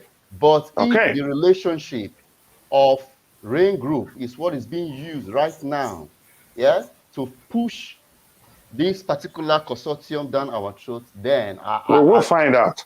Then there will be a massive problem. And I think I want to say to Nick, I don't know if you are close to the people we are the shed.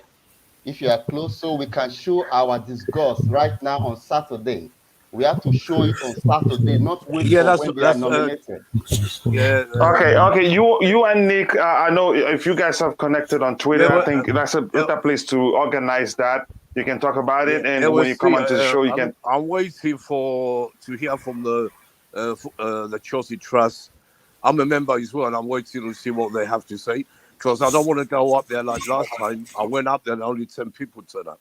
You know what I mean? All right. I was ready, as you know, and no one turned up. So I want to make sure this time. I don't want to go up there for nothing again. Yeah, but all right, Nick. Nick, I think this is a discussion that you can have with LSG on Twitter or whatever you guys are connected. So it doesn't take us too much time here. If you conclude, you can let others know you've decided, and this is what you want to do. So let me breeze through to comment before I come back to the panel again. They're already talking to the former project director for Roman Abramovich abandoned redevelopment plan. David Hickey. Okay, that's good to hear. Are you talking about DJ? Are you talking about the Boehly group or the Ricketts group? Melissa here said, did Roman have a sporting experience? That's a good point. I think what we should actually be looking for is somebody who would take good care of the club, notwithstanding their previous experience in owning a sports. Owning a football club or whatever sporting team they own. I think what we should really be looking for is somebody who will take good care of the club. I think that's why I like this comment here by Melissa. So it's I think the experience as club owners doesn't really matter in this case. If it matters, then we're in trouble if the Ricketts eventually emerge as the new owners of Chelsea Football Club. Uh, Here Tobago says, quick question. The Ricketts family are linked to the government, but they say that they don't want people who are linked to the government. I don't understand this, to be honest. Again, there's no proof. Whatever you said, that except for the emails we see, which they cannot deny. But for this now, you could say it's just speculation. There's no way to confirm they have links to the government, and also other people do have They links to do the have government links, because Coach. yeah, other They people give do money. have links to the government. They give heaps of money to the parties, so that's out there to see, public knowledge. But And that's they nothing. involved in But all their that groups. doesn't. Yeah, there's nothing wrong in that. Even Ball himself, for sure, will be that if you look into it very well, must have donated one at one point or the other to politicians. So that's not Yeah. an issue for me. We have other bigger concerns than their political affiliations. So I don't want to even talk. Entertain that because we have bigger problems like racism, Islamophobia, and treatment of their employees, and also what we read about the disabled. Yeah, so that's those are bigger concerns for me. If you ask me, really loves football. No, don't think he had a sporting experience before Chelsea. He's a businessman. But again, he's a businessman who bought Chelsea not because he wants to someday sell Chelsea and make a lot of money off of it. Even if that was the case, you could see that it wasn't really about money for him. Yeah, just Viola, I think it's unfair what happened to Roman. To be honest, he's helping in peace talks and got poisoned too. That's one point. And what about what he's done for the UK people within the British community? What he's done for the NSH during the height of the pandemic, and what he's done for the global community, and what he's still doing. So I think if that means anything to them, I think they would have relaxed the sanctions a bit, but they which means it doesn't matter to them in any way. Ricketts family should have been included in the list in the first place. There's no way you cannot exclude them. I think we've talked about that here on the show. You can't just tell them you cannot be part of this. They will sue the life out of you, and you end up, making the whole process longer than it should be. Let me start with you. Then I'll go to LSC, and we still have Nick here and Fahim. Do you think you could? That the rank group can say no, you cannot be part of this process. Yeah, because if we had to guess beforehand, well, how are they going to judge the owners? I mean, judge the bidders, because they got a whole bunch of them. And you'd think some kind of character test would be applicable. You know what I mean? Someone, I mean, we couldn't get someone, I mean, controversial, like if Trump came in, or if like a leader of state, you know what I mean? Because they all, if being connected to the government is part of the process, then that has some character links. So we weren't going to give the club to anyone. So why isn't the character taken into account? And also I said the way they run the club. So they shouldn't have been in the shortlist. If it's just purely about money, shouldn't a lot more people make the shortlist? I mean, I thought the Centrist group were pretty good too. And for Rain Group to judge on people's sporting backgrounds, they have no experience.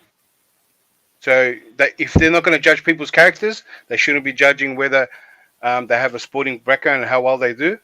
So it should have just been purely money. Whoever can give the money, then you make it through.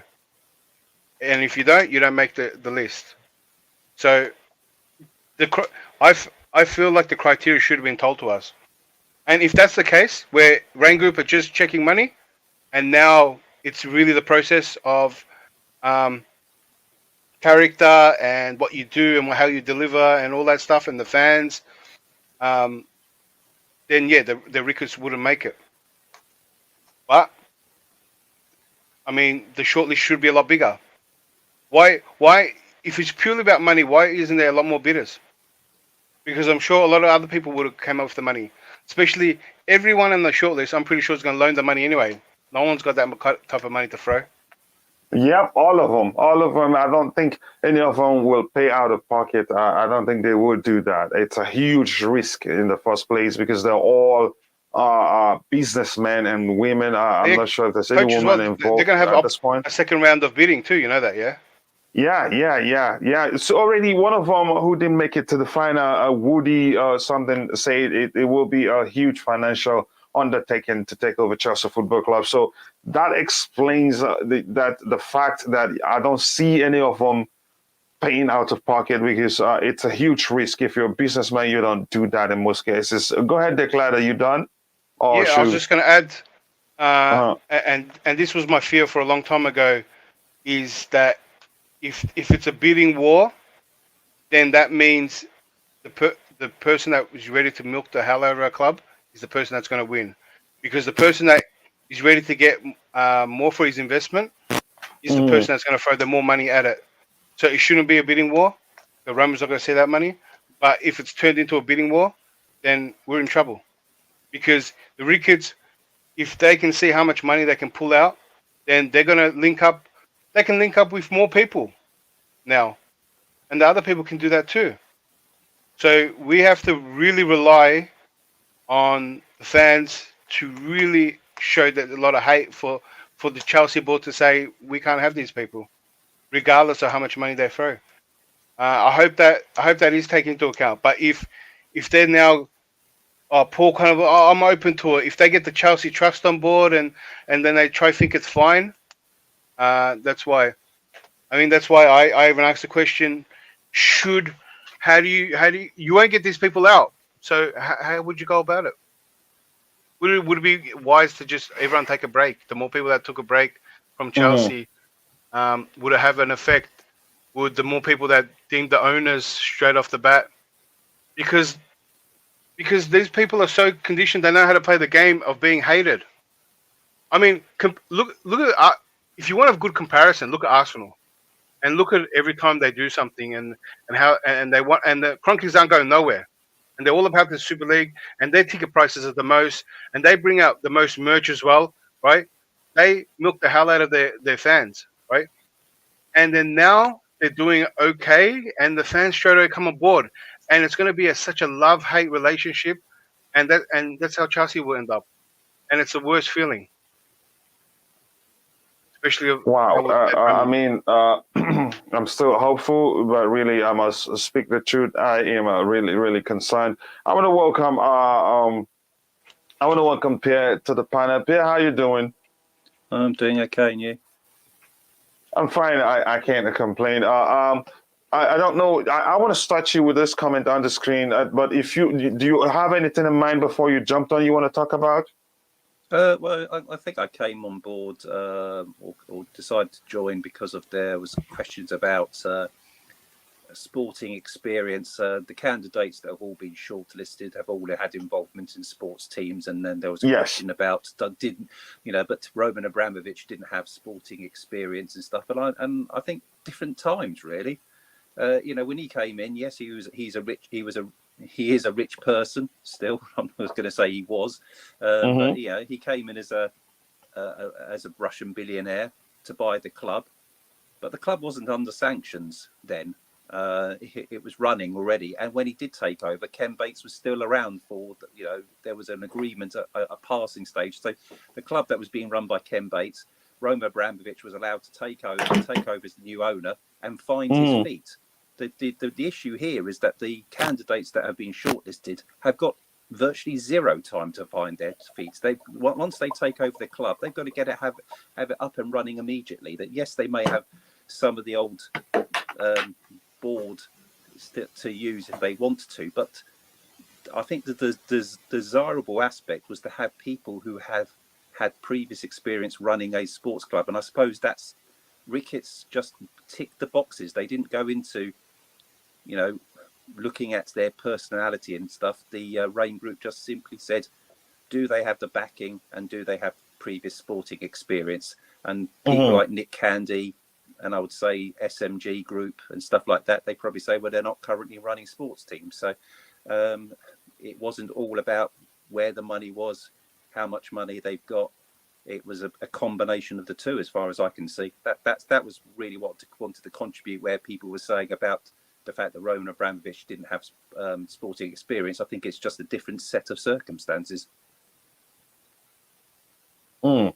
Thank you for taking some time to explain that, and that's why I always like to have you on the panel. Let me. What do you have to say? I know what to say to this comment on the screen by Melissa Castillo. What your thoughts on that comment? You still there, Pierre? Pierre, can you hear me? Okay, LSC, can you hear me? Yes, I can hear you, man. Oh, okay. Your thoughts on this comment on the screen? Yes, the countryman just gave the ownership to his son or daughter. That's more like giving it to, the stewardship to the Chelsea Trust. It's more complicated than that. Are they not Russians? They are still going to apply. They say, oh, there's no difference between the father and the children and all of that. So, that way, that would be the line. And for anyone that would say there is no link between the Ricketts and their father, you see, this is the issue. Okay? So there's no way the patriarch of the family will be involved. So this is not that would have been an ideal situation, a Cardi running the club. But unfortunately, that's not the case, and I don't think the government will greenlight that. Your thoughts, Pierre, the comment on the screen, can a Roman just give the ownership to his son or daughter? Well, this was discussed before. Roman Abramovich's son was sanctioned as well.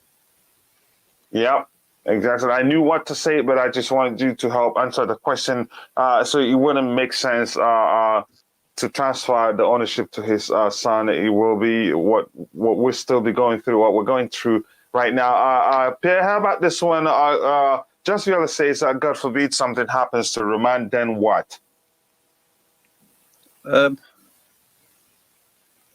relation to the fact that he's already been poisoned once, I don't know if that makes much difference, really. The process will still continue? Well, things would probably change. They keep talking about the difference between. There has been discussions. I'm not going to go down. I want to avoid the politics side, but it's often been said though that the assets for Roman Abramovich should not have been frozen. Some people saying they should have been seized, and we also covered that the fact that his assets have not been seized.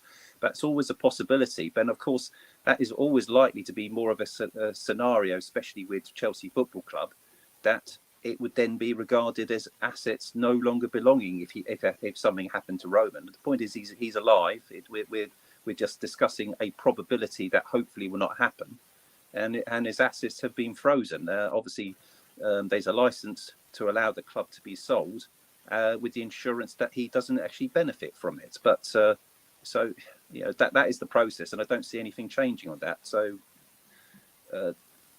Yeah, thank you very much. Discussing something that I don't think will happen. Yeah, no, I think it will be fine. So let me breeze through the comments again. I think we've addressed these. Yeah, in 2020, Tom Ricketts and Ren Group created a special purpose acquisition company that can be possible to own any sports team. They have been closed ever since. So that's also a concern in terms of ethics and stuff. But I don't think it applies at this point. Maybe the government will be the ones to look at it and say, this shouldn't be happening in the first place. So this guy shouldn't even be part of the process. I know we've talked about this, LSG, and Pierre, I'll come back to you. Okay, let me start. Okay, I think Nick is in there. Declared. Let me start with you. I'll go to LSG and then Pierre. I know we've talked about this before. Can the government come in and say, wait, what's going on here? Because of this, I don't think this should be happening in the first place. What do you think? That the government can come in? I'm asking, do you think they will come in? Because this is that is in hype. No matter the business and no matter the organization, I think things like this always raises concern of conflicts of interest. I'm not sure about this special proposed company that they got, but regardless, we don't even know the process. So I've been asking, how does the government pick a preferred bidder? They didn't even say the best person. Preferred. Why is the government involved? Shouldn't Chelsea pick a club, and then all that owner has to do is pass a character test, and that's it? Why are they picking a preferred? Why is it worded in that way that they're picking a preferred bidder? It should just be character. That's it. Not a bidder, not money. It should have nothing to do with money. It should be. I mean, say for example that Chelsea picked the lowest bidder, but they were the best suited for the club. Is the government going to turn around and say, no, you should be picking the highest bidder because they get to hold the money and because they won? Does that make sense? So why is it that different people having different ideas? Even the Rain Group have different ideas to what the Chelsea board does, and does the UK have a say too? There's a lot of. I still got a lot of questions. Any news I hear, I got more questions, and that's why the chat is probably asking a lot of questions. And we still don't even know the process, and we don't know how the Ricketts are there, and it's just a scary time, actually, to be honest. Yeah, this comment says you cannot rule out politics in this takeover. Then I'm sure of, and I will just hope for the better of Chelsea all the way. Yes, that's a very good comment by Matthew. And Matthew, if you haven't, please do subscribe to the channel. That will go a long way for us. Let me see if I have any comment here that I'd like us to look at. People outside of the UK, keep the hashtag going. That's another way to protest. Your voice will be heard. I'm not from the UK. The European Super League and all that. Okay, let me see what else do we have here. And Z Volley, nice to see you here, Matt from Z Volley YouTube channel. I hope you're doing well. If you haven't, Matt has a new YouTube channel. Please go check it out, and I think you will like his content. This is people here are exchanging pleasantries. Remember, Koreans is not completely out. Okay, can you take this one, Pierre? Well, that's the reference to the Katrina Kim, whatever her name is. She basically Katarina. Yeah, she's severed ties with Nick Candy. She's not in a negative way. She's basically said wished him all the best, but she's taken her backing away, considering they are no longer going forward. But they have thrown their hat into the ring and said that they were willing to jump aboard any consortium if they wanted them. So they have made an offer.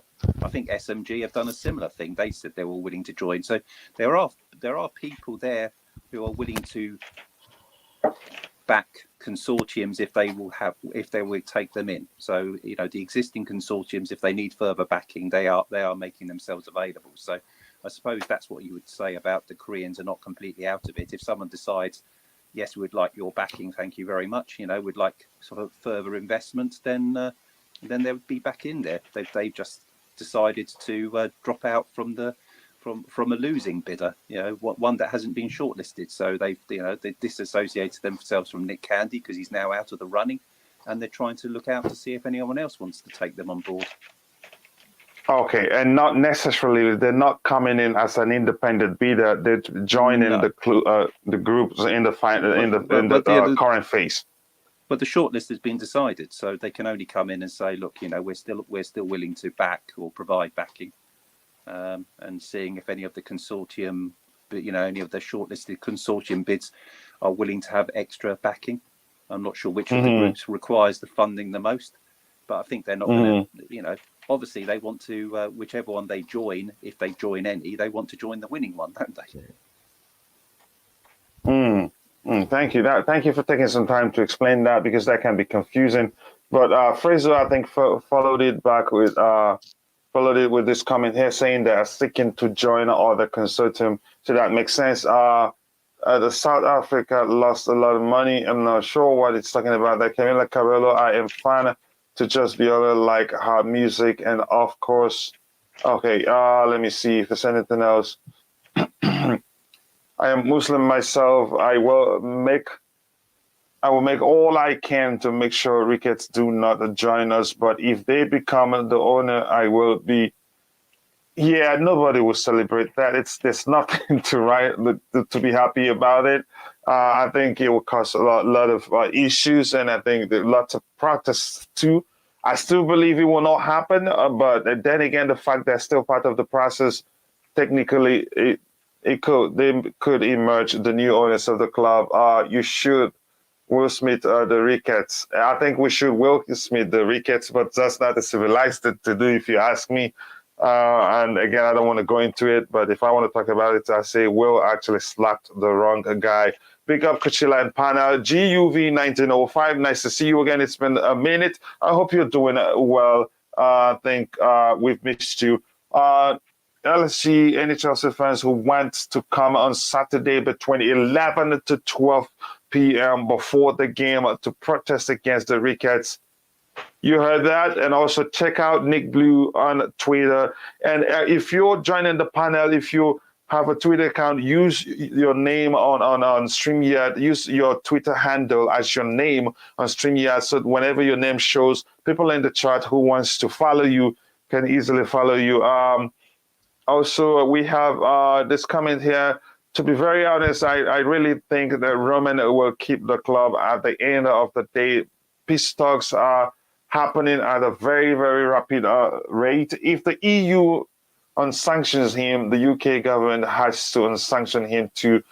There's no guarantee that will happen. The Americans haven't sanctioned him, and the UK is still, and there's still restrictions on his club in place. So I don't think it makes any difference. I think it's not something you can walk back easily. There's a process to follow that makes it even more complicated. So I think if there's a way they will walk it back, then they have questions to answer to the public, because the fact remains a majority of the British public do support the sanctions. If you look at it, I hope that correct me if I'm wrong, Pierre, and the majority of the UK public for the sanctions against Roman.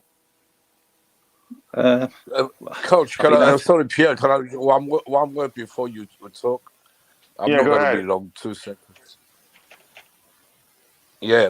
You all heard saw the message. I wanted Coach to read it, because he's the boss. This one here, that's we're what all the boss here. The thing is, 1 minute, Coach. The thing is, it's important to do it now, so they don't have a chance to come in. If we go and put our voices, make them heard, not just chat on Twitter, then they will listen. So don't give them a chance to come in. That's what I'm saying. And I'll be there 11 to 12. I'll be there at 10:30 in the morning, waiting for everyone. So come along, please.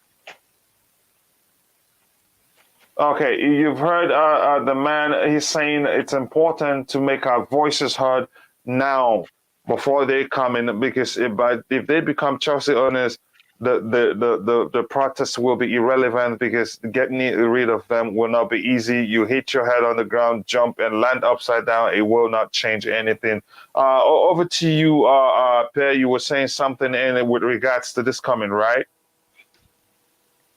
Well, you were talking about the sanctions and about the fact that the UK were, the majority of the UK were in favour of the sanctions. I think the majority of the UK were indifferent to it, to be honest.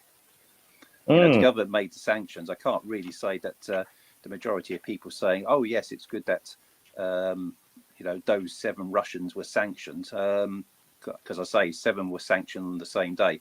The only reason why certain people would then go on about how good it is that Roman Abramovich is sanctioned is those that are on opposing clubs, supporters who will find it funny or a comeuppance for Chelsea. So they don't really care about his involvement with Putin or his alleged association with Putin. They're just finding it funny that the Chelsea, who have had a owner like Roman Abramovich, are going to lose him. we've seen enough comments from people who say it's unfair that the club has been sanctioned. We've got even the one of the co-owners of Newcastle Football Club has also spoken out against the fact that it's not right to sanction Chelsea Football Club. There's been plenty of opposition, so I wouldn't just assume that it's a sweeping majority of people that are in favour of the sanctions that have been placed. So, but on the fact that whether the UK government and the EU, it's more about the UK government than the EU, because obviously his assets are frozen here, not in any assets that may or may not be frozen in the European Union. That would have only involved one of his big yachts or big ships that he had. One of them was being fixed in Barcelona, and he managed to get that out before the EU sanctions. So both his major ships are now no longer, none of those have been grabbed. But if the UK government does unsanction him, he's already in the selling process. I don't think he's going to reverse it. Yeah, I don't think so either. Again, I've said this like a million times, but I'm going to say it again. The truth is, Roman at this point has gotten tired of the fact that every time there's a global crisis or European crisis in Europe that Russia is involved, the UK government will come after him. I'd be tired too if I were him. So I think the ship had already sailed. I don't see Roman coming back and say, okay, I'm not selling it again. Your thoughts are LSG? On the issue of whether the EU will sanction him? No, I think we've talked. That's the you could say, if you want to talk about that, fine. And also the population you think are in support of the sanction. Okay. Yeah, I think actually majority of people in this country are in support, because that would be the majority of people in this country that know who Roman is are obviously football fans and rival fans. So I would say they are in support.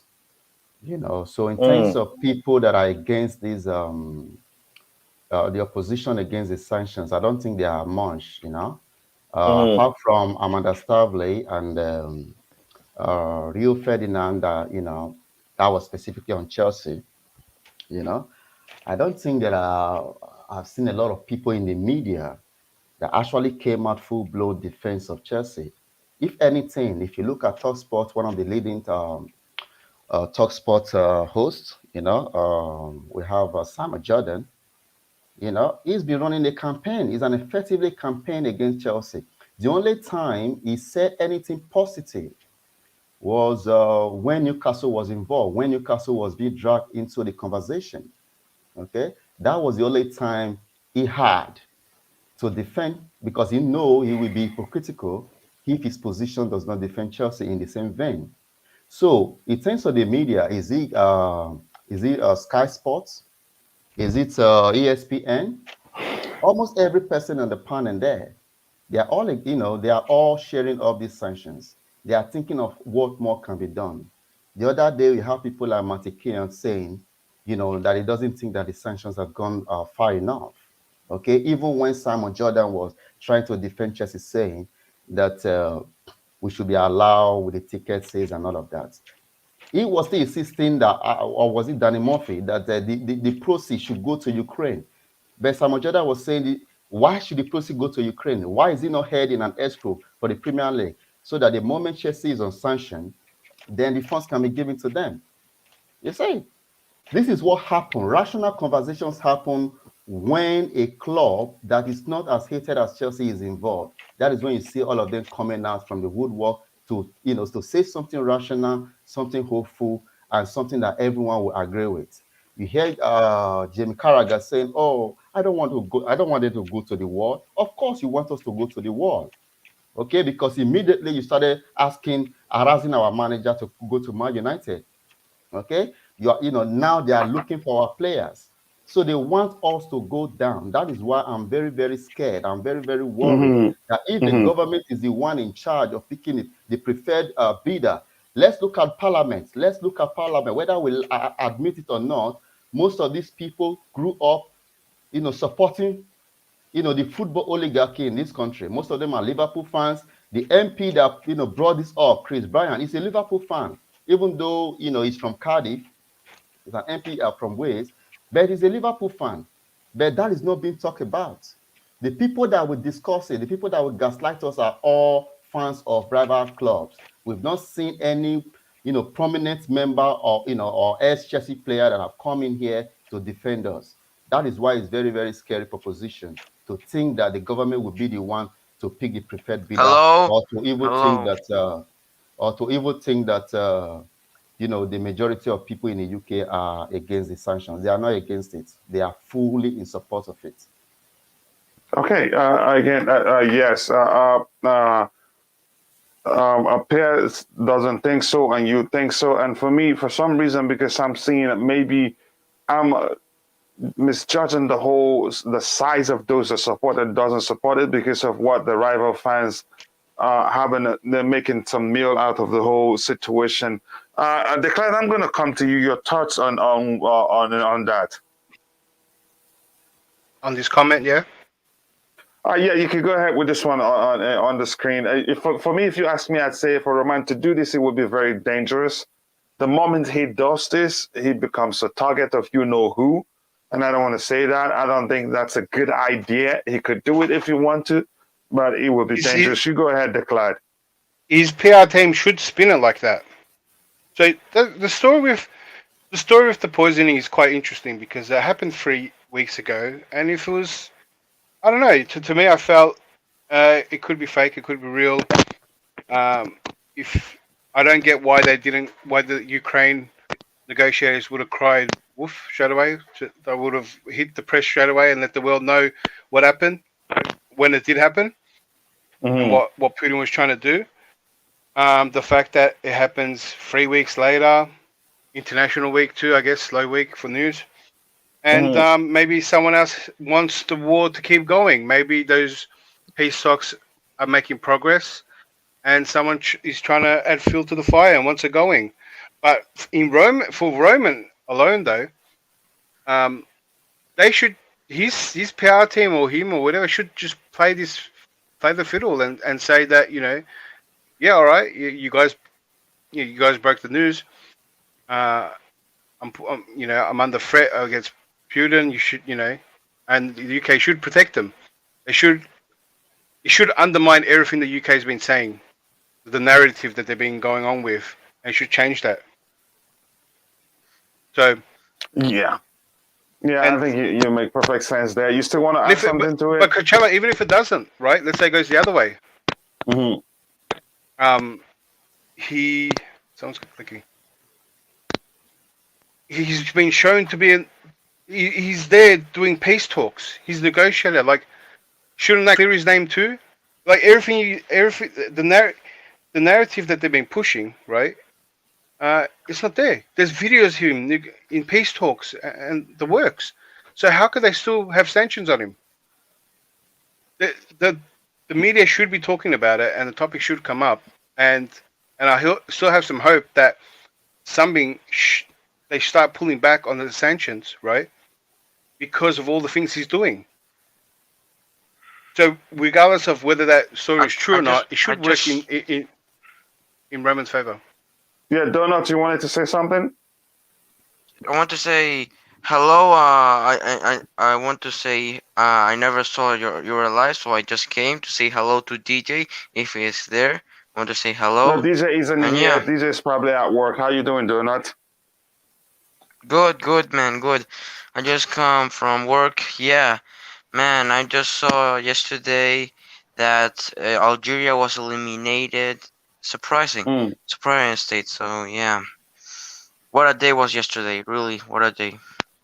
Yes, that day for me too. Nigeria was eliminated too. Yeah, go ahead, Declan. Yeah, man. I'll bring him in when it's his turn. That's all right. He can go. I was basically just saying that that question that was asked by Melissa, or if it was still Melissa. Yeah.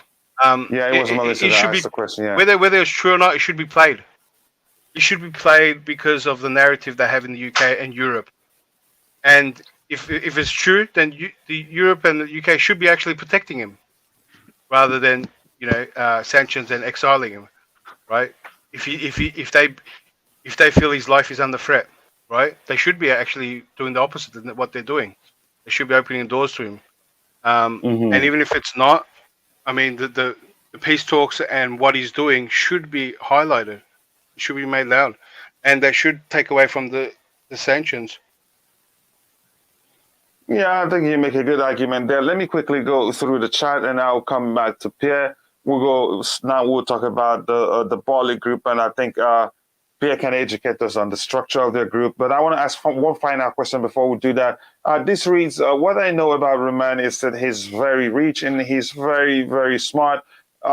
He has very smart advisors around him. I am pretty sure he has a plan at work to come back in. Remember, at the start, he wanted the trustees to handle that is to hand over the club to the trustees. And then she says, club, he never wanted to sell the club. He's planning something. You just know it. If it happens, I would take it. Bobby Fairview says that the delay in announcing the poisoning was probably because they weren't sure what it was. That's probably the case. And again, it will still be investigated to be sure what type of poison. I think they probably already know right now. So that could be the case. Let's hope you're right, Melissa. I hope she's right too. We need someone senior within the media to stand up and fight for us. Unfortunately for us, those that are supposed to be fighting for us, some of them aren't saying anything. If the war finished and UK government lifted sanctions before May 31st, then it's possible for Roman to control the situation such that Ren Group don't proceed with the sale. How much that costs Roman, and that's another possibility there. Whose position does the panel think that Roman is representing at the peace talk, Putin or Ukraine? I'd say Ukraine's because they were the ones that reached out to him to come. I don't know. Can you come in there, Pierre? From what I've heard, he's not sitting on any of the two panels. He's there, and some of the Ukrainians were asking which side he was representing. But I mean, he's there as a limited. He said his involvement would be limited, but he's not officially sitting on the Russian side or the Ukrainian side. He's almost like an independent on that panel. But his role is to try and help with the peace process. And that's all that we know about. He's not sitting amongst the Russian contingent. He's not sitting amongst the Ukrainian contingent. He's neutral. He's sort of neutral. Yeah. Wow. But okay. Good question there. Trying to do Go what ahead. he can, so. Yeah. Wait a minute. Pierre, have you finished? Yeah, finished on that. One second, he can come back in, coach. Yeah, but he is a Ukraine contingent. He's with them. He's sitting with them and the Turkish Prime Minister. He's sitting in the room. He's not sitting with the Ukrainian contingent. Yeah. And do you know that for sure? You can see it on TV. The Ukrainian contingent said that they didn't know where he was sitting. That was already stated. Because of the president of Ukraine. He's the one who asked him to be there. Yeah, but he's not sitting with the Ukrainian contingent. Now he is. No, he's not. On what we saw the videos, we see he's not, Nick. He's not sitting on their table. Are you sure? Yeah. I'm positive. Yeah. But that doesn't mean that doesn't change anything. Where he sits to me doesn't really matter. It doesn't matter where he sits, Nick. We're not denying he's involved. Yeah, but he's there to stop the war. Yes or no? No one's disagreeing that he's not having any participation in the peace talks. But you don't answer the question. He's there to stop the war. We never denied that. But but you're saying he's sitting with the Ukrainian contingent, and the Ukrainian contingent said he's not sitting with them, and you can see that he's sitting separate to either of the two tables. Yeah. Tell the truth. And Nick, can we agree, Nick? If you don't mind, brother, can we agree that where he sits is irrelevant? The most important thing is that he's contributing, he's participating in the peace process. the president of Ukraine, Leginsky, I can't say his name. He asked, Zelensky. yeah, Zelensky. He wants him to be there. That's why he's there, and he's the main man there. He's not the main man, but he's there. He is the main man for the peace process. He's not the main man. God, you want to argue with me? Go ahead. I can argue with you because I know a lot more about this type of subject than you do.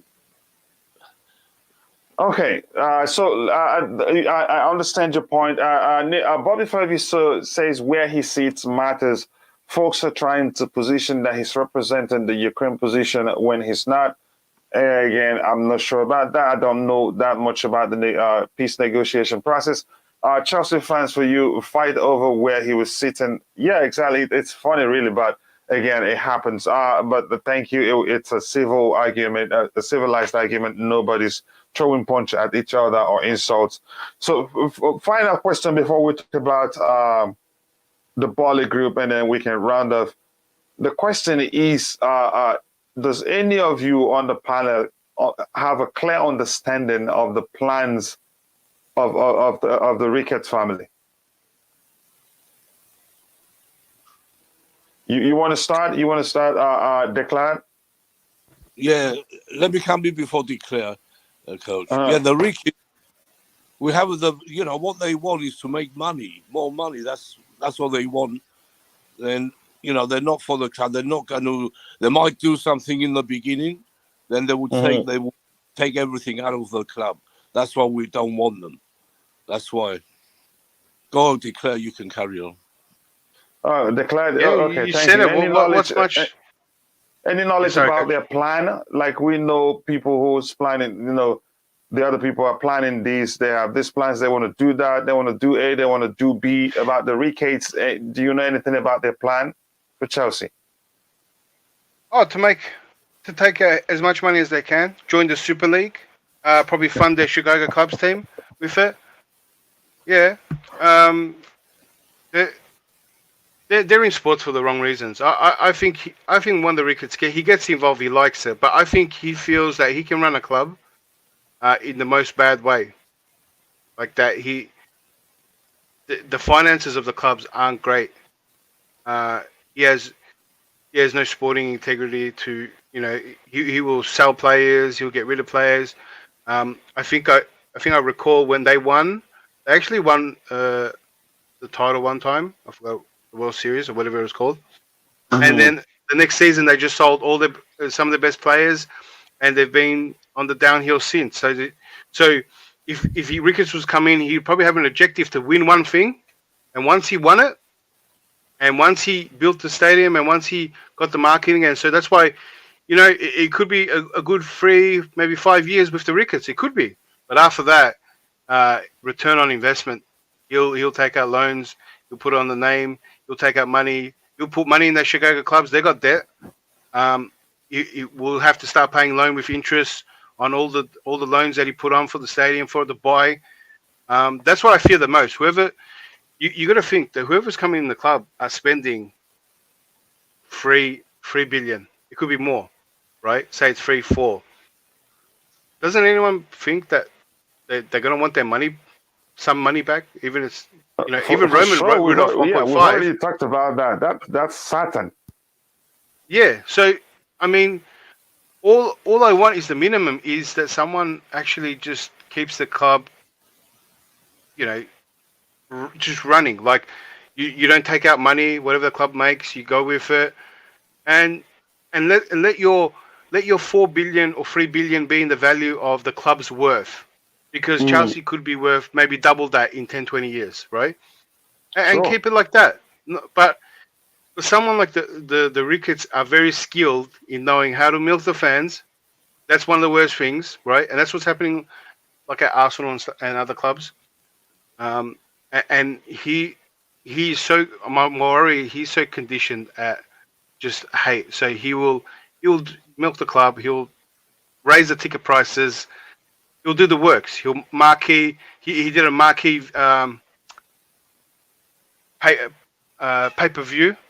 So he can pay per view all our all the preseason games, which I think Chelsea started a bit, but he can do it a lot more. He can, if you want to watch training videos, if you want to watch this, and he can market all this. He can turn Chelsea TV into another pay network as well, and wherever he can milk the fans, because he'll. I think this sums it up. He treats the fans as just cash cows and stupidity, no respect for the fans, and that's what he does at the clubs. So he'll take all Wow. the fans for a ride. Thank you. Yeah. hmm you speak facts, but then it's scary. It also brings to mind, highlights some of the reasons why we don't really want them. Donuts, any input from you regarding what you just heard?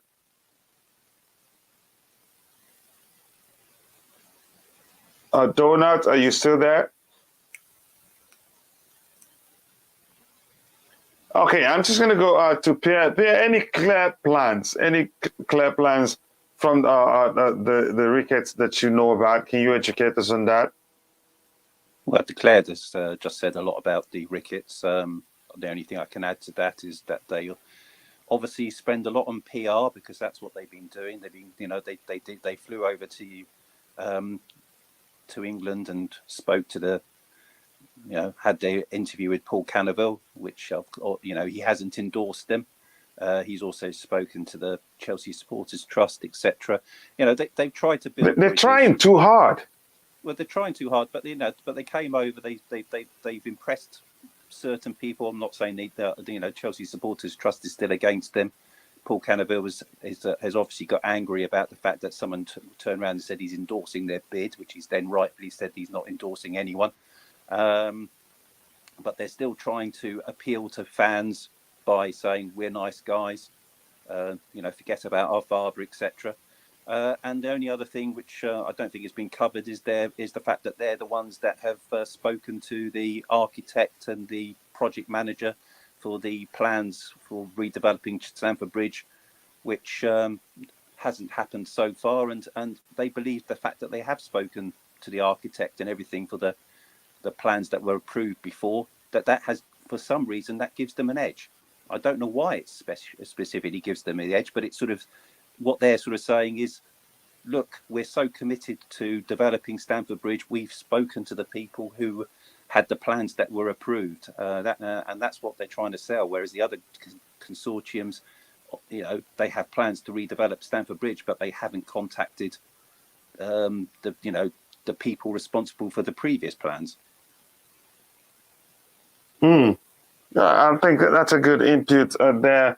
I think we've talked about this before, President. Yep. Okay. Let me see. No, that was Todd Boehly who did what? Let me see. Close to Putin, if you're talking about. Okay, Todd Boehly was the only one talking about Stamford Bridge. It says, read the news. It said Todd Boehly, not Ricketts. Okay. Yes. If I can comment on that, yes, Todd Boehly has talked about redeveloping Stamford Bridge, but in stages. I have read there was sufficient plans that were put in there for Todd Boehly and also Ricketts. The ones I don't know much about. I don't know anyone about that Paglia Luca, and obviously I don't know anything about stadium development plans for the Broughton Group. But the difference between the Boehly is that Boehly was going to be doing redevelopment in stages. So yes, he did mention Stamford Bridge, and that's quite right for someone to say he has also mentioned developing Stamford Bridge, but his role is in stages with hardly moving out of, so a bit like Ken Bates did in the past, one stand at a time. That's the way I see Todd Boehly doing it. The Ricketts have openly said they have spoken to the people with the development of Stamford Bridge, the people who came up with when the planning permission was granted in 2018. They said they spoke to the architect and project manager. So both of them have mentioned Stamford Bridge, but their plans are slightly different. Yeah, okay. Thank you. Okay, if you don't mind, while you are at it, Pierre, can you educate us on the Todd Boehly's consortium, their plan? Well, we know we've already covered Todd Boehly. I think there was another session on that. Yeah. We know that there is Todd Boehly. We know that There's Vice. We know that there's that Tottenham fan, Goldstein, who's a property developer. So he's probably likely, he's a lifelong Spurs fan, and he's part of their group, which is where Nick Candy objected to, or he wouldn't consider joining their consortium because of the fact that there was a Tottenham fan in that consortium. But he's likely to be he'll be involved in the development plans surely as a property developer. You've got Barbara Sharon, who's a Chelsea fan, who's worked with all sorts of famous musician, artists, etc. And you've got this Daniel Finkelstein, who, again, we've already talked about the fact that one of their plans is to bring in this statistics data, which Daniel Finkelstein had come up with as part of his Times column. Again, he's a lifelong Chelsea supporter.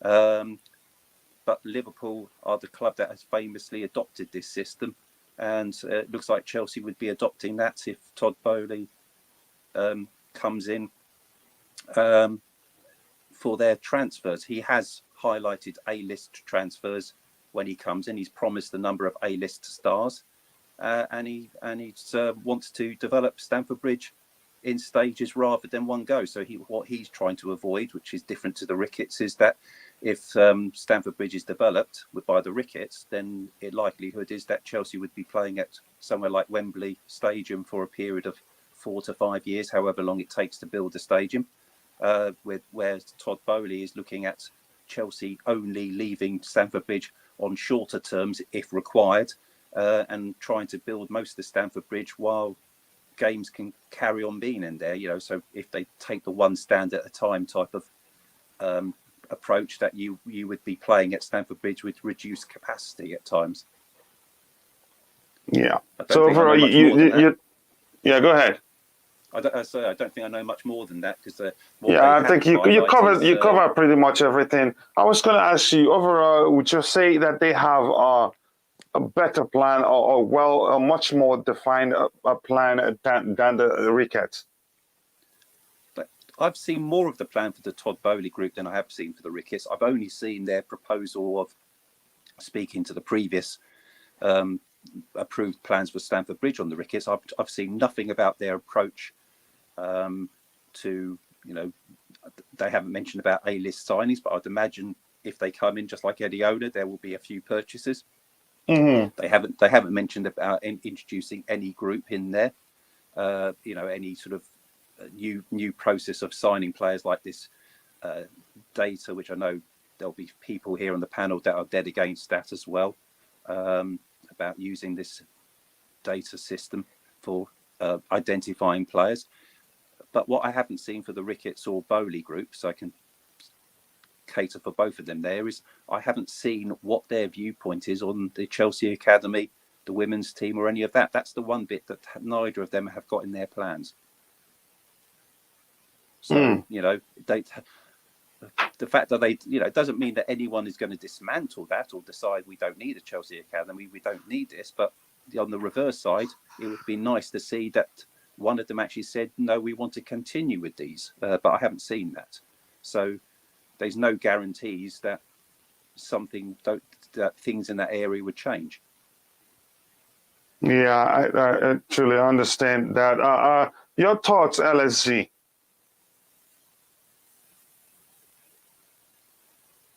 LSG, you still with us? Your thoughts on the Boehly group? Oh, yeah.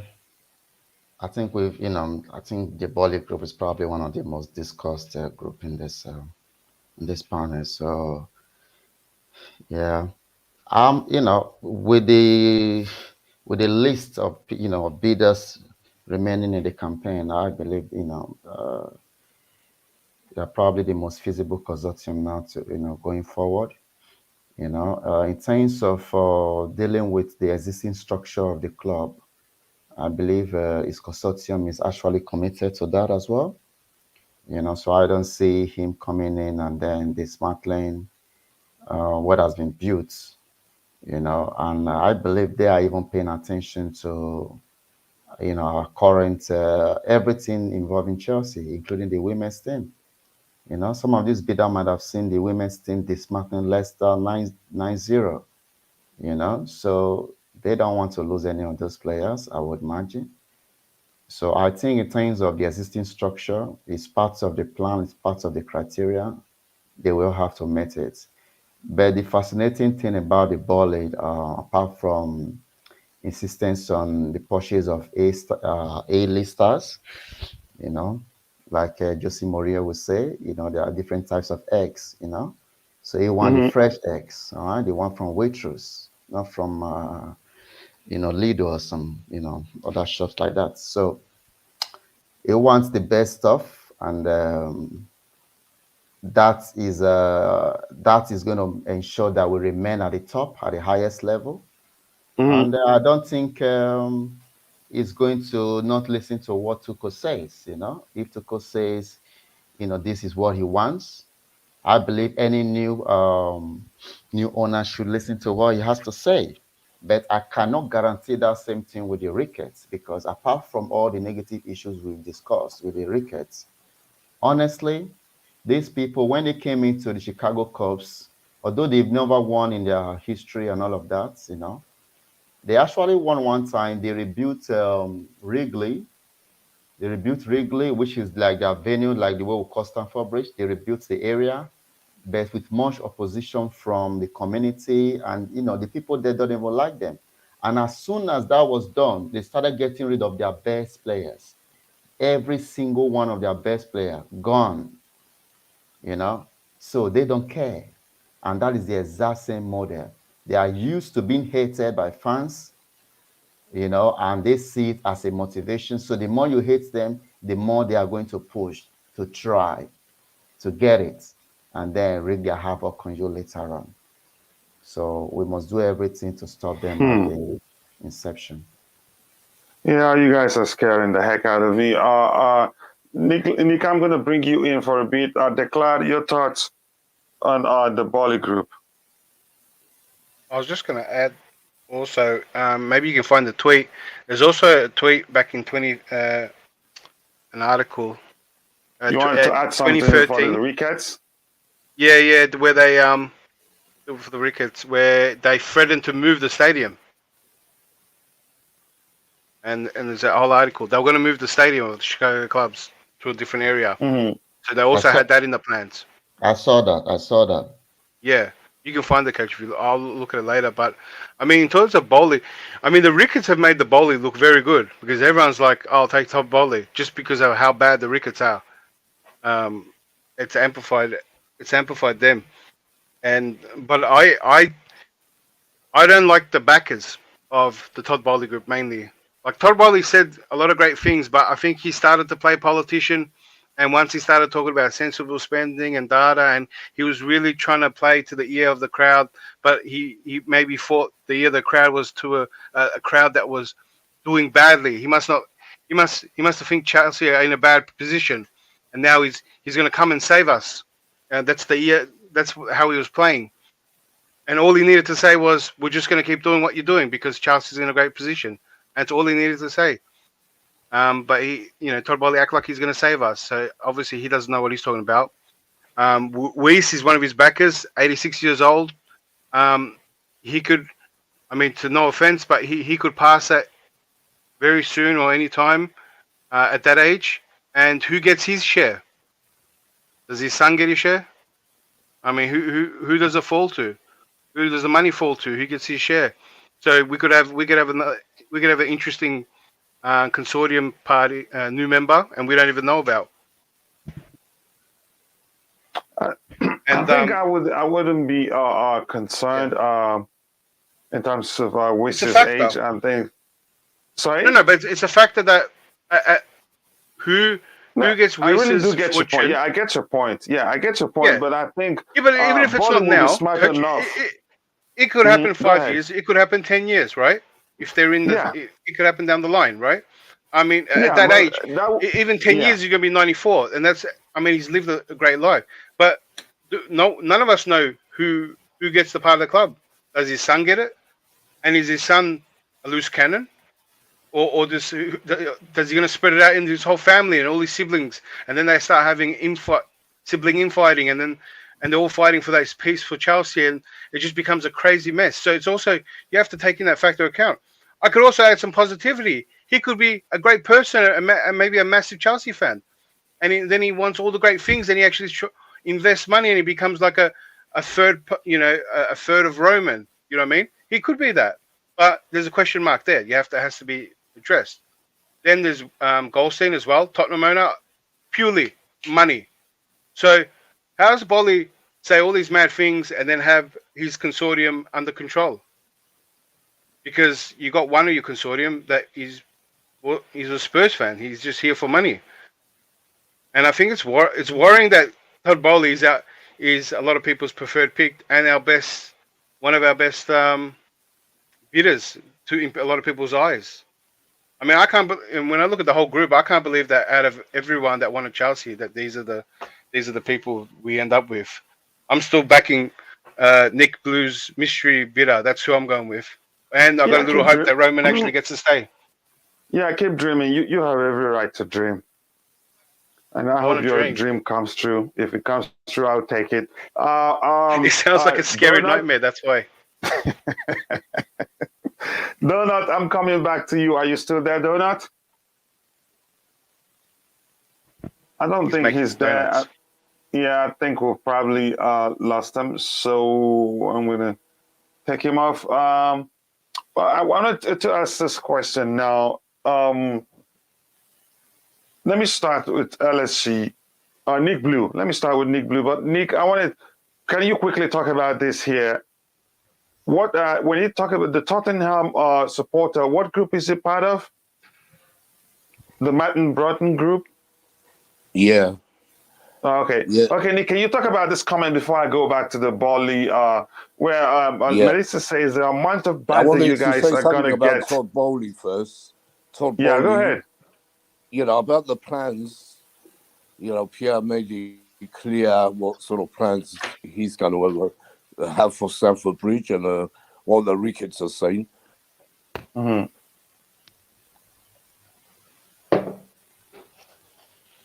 Are you still there, Nick?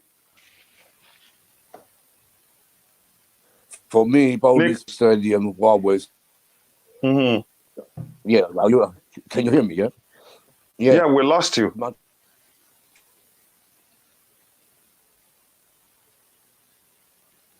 Yeah, to build up the stadium while we're there is a much better idea, like Ken Bates did. It was a much better. It wasn't. We had 3 sites at one stage, and I was there, but we still made a big noise. And it's better to be there than rather than go to Wembley for 3 or 4 years, and that could lose us a lot of games. Moving out the bridge, we mustn't move out that stadium at whatever cost. So that's why I'm with Boehly instead of Ricketts. Well, Ricketts doesn't come to my mind. He's out of the question, whatever happens. But and Bolton sounds good, but yeah, there's that Tottenham supporter. That's another. We don't need a Tottenham fan on the board. That's Broughton doesn't have a Tottenham supporter, Nick. It's the Todd Boehly group that's got. It's Todd Boehly. So I'll get confused with them bloody all the time. So Todd Boehly, he's got good plans for the stadium, but having that Tottenham fan you can't have him. That'd be crazy to have him. So it looks like Bolton must be the favourite out of this lot, but none of them make me feel good. None of them. That's why I'm waiting for this guy, to come in out of the blue. If it's true, I hope my friend has got his facts right. Otherwise, I'm going to have something to say to him. I'm waiting for this mystery, man. Yeah, I'm waiting for that as well, Declare. But because none of them are good. None of them. All 4. Who you tell me who's the best? I can't mystery man. Yeah, but he's not there yet. Okay, I'm going to come to you, LSC, so that we can round off with this now. Looking at these 2 groups, they're both groups, the Ricketts family group, a consortium, and also Todd Boehly-led consortium. I think if you look at the Ricketts, you'd say they don't have any advantage except that I think they're financially more, that is financially sound more than the Volley group. But comparing the two, which of them do you think, which of the groups do you think is more likely to emerge as new owners of Chelsea Football Club? Mhm. If it depends on the influence of the rain group, because if it's a rain Okay, group, let's say if everything is done the way it should be done, no influence, no, if the rain group relationship with the Ricketts don't come into play, doesn't come into play, which of the two groups do you think will if yeah, if the social aspect is considered and the residue of goodwill required to maintain a proper football club and being responsible to the community, then I see Todd Boehly emerging. Declare was talking about the approach of the of Todd Boehly consortium. I didn't like the Mhm. approach either. First, the Swiss billionaire, what he said or didn't say about Roma, I didn't like that. Two, I read a lot about his company called Citensis. It's a medical company. I'm not going to go into details, but they've done a lot of bad things, to people. So, I had a reservation on that. Then you have the Goldstein, as who is a sports fan. That was a big no for me. Then Danny Ferguson that was let's pushing let's the clarify something. Goldstein is part of the Martin no group, no yeah. no no no no no no no no. Jonathan Goldstein we're talking about is part of the Todd Boehly consortium. Oh, all right, go Yeah, ahead. it's not part of the Ricketts or Broughton. Okay, So go you ahead. you have Danny Ferguson who is supposed to be the data analyst guy. Um, and he came on Twitter, corrupting the word, the word blue to Bowley is the color. That was really, really sad to see something like that. Now they are trying to describe, how intelligent he is as using Thiago Silva, saying he's think ahead of 2 or 3 steps ahead of people. I think their PR is a bit cheesy, but it's just like, the shortlist is totally useless. All right. So we're just trying to pick up, which one, the best of the best of, It was Stu. 1 minute. It was yeah. Stu. Can't Bowley get rid of the Tottenham supporter? Is there any way? Get rid of the Tottenham I don't, supporter? at this Yeah, point, he can be the owner I think because they've he's got gotten good too deep. plans otherwise. Yeah, they've gotten too deep with their bid now, and I think it's not going to reflect well on them if all of a sudden the consortium is getting ripped apart. Because if that guy goes, there's a tendency for other people to leave, other movement to exist in the consortium. So that is one issue for me. But the only appealing stuff is this idea of like, wanting to win and wanting to dominate. And then mainly interested in the commercial aspect of it, talking about Saturday morning in America and all of that. So that's one aspect that will make me say, you know what, let's go with him. But apart from that, is also a no-no for me. So the Rain Group, as an organization, I don't think they've done a fantastic job to warrant any form of commissions, or a brokerage fee for this transaction because the list of bidders presented before us are not up to par, even to a single owner that we had. I would have imagined that by now we would have had, some sort of power, financial power, more than Roma can ever imagine, But this time around, it's like we are going way, way, way down, So it's a very sad time, and that's one of the main reasons I came. Although I'm a very private person, that's why I have to come on, some of these streams and Yeah, and, Yeah. and honestly, I'm glad you decided to join the conversation, and I hope we'll continue with you.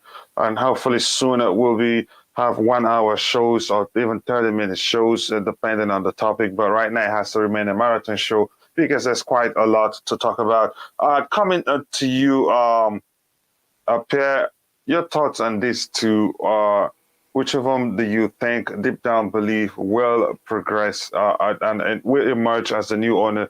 Let me ask this first. There's no other phase. This is the final phase, right? Well, yeah, it's the final phase. I mean, obviously, everyone Okay. going on about this mystery bidder, but at the moment we can only talk about 4. I know we're not really talking about the other 2. Mm-hmm. But if we did a quick recap on the other 2, they've got issues. We don't know much about Pagluka plans because Yeah, in detail we he's got discussed his the own. Yeah, go non-disclosure. ahead. But he's got 55% in Atalanta that he needs to get rid of. And obviously on the Broughton group, which is the Chelsea group as far as I'm concerned, because Martin Broughton is a lifelong Chelsea fan. Sebastian Coe is a Chelsea fan. They've got an investment banker called Michael Klein, and they've got 2 Americans who have ownership in the Philadelphia 69ers, as far as I know, team. Mm-hmm. But they also have 18% shares in Crystal Palace. That's their issue. They decided to buy into Crystal Palace. They have to reduce their stock holding. But they're the ones that are the ones that have got 2 lifelong Chelsea fans leading them, and they want to carry on running Chelsea the way it currently is being run. But we don't know much about their stage and development plans, but they must have some, but we don't know much about that. But if we stick to these 2, I think the reason why they possibly are the front runners is because they don't have any shares in any clubs.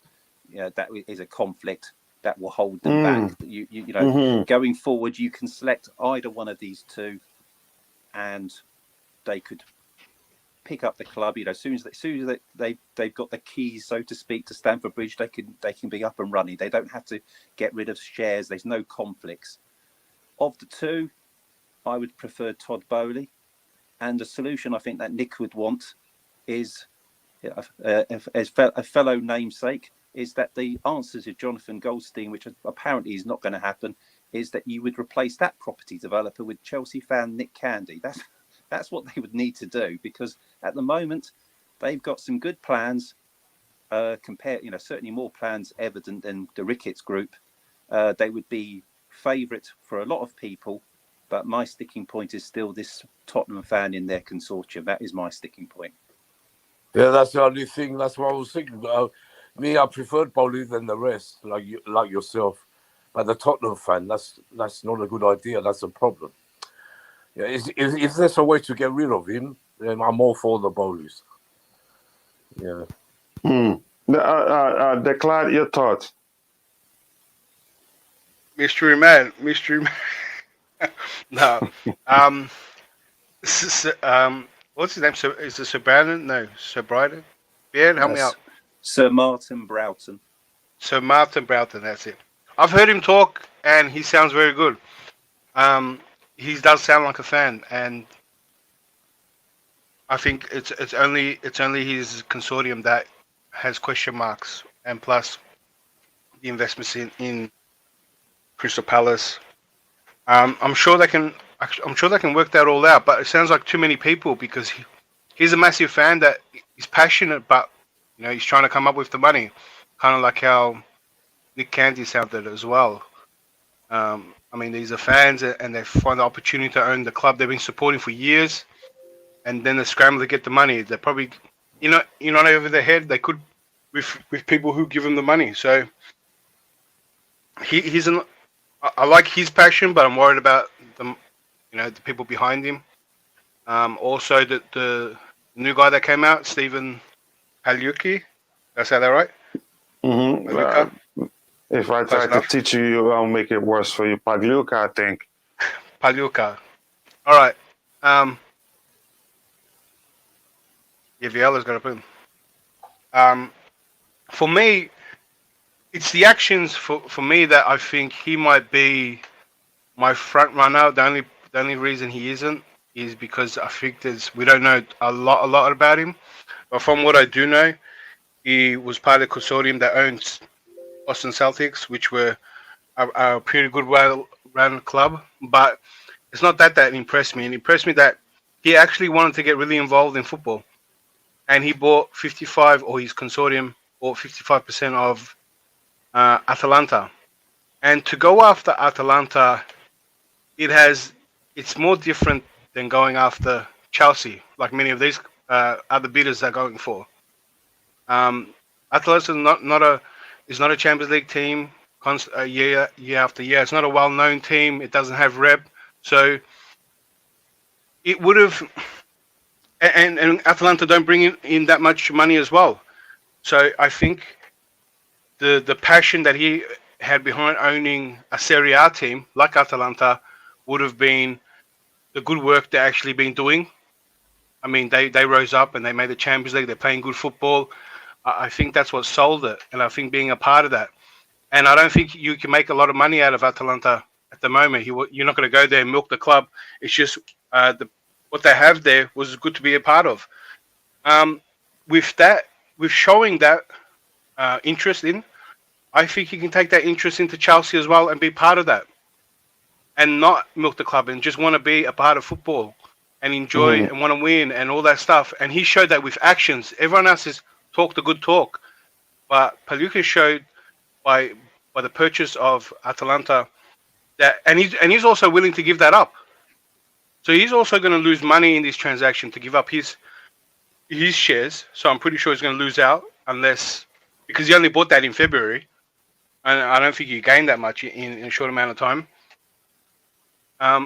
And he's going to give that up. So there's a bit of a sacrifice there in order to getting involved in something bigger. And I think his intentions are more the right man for me. But I'm still going with the risky person.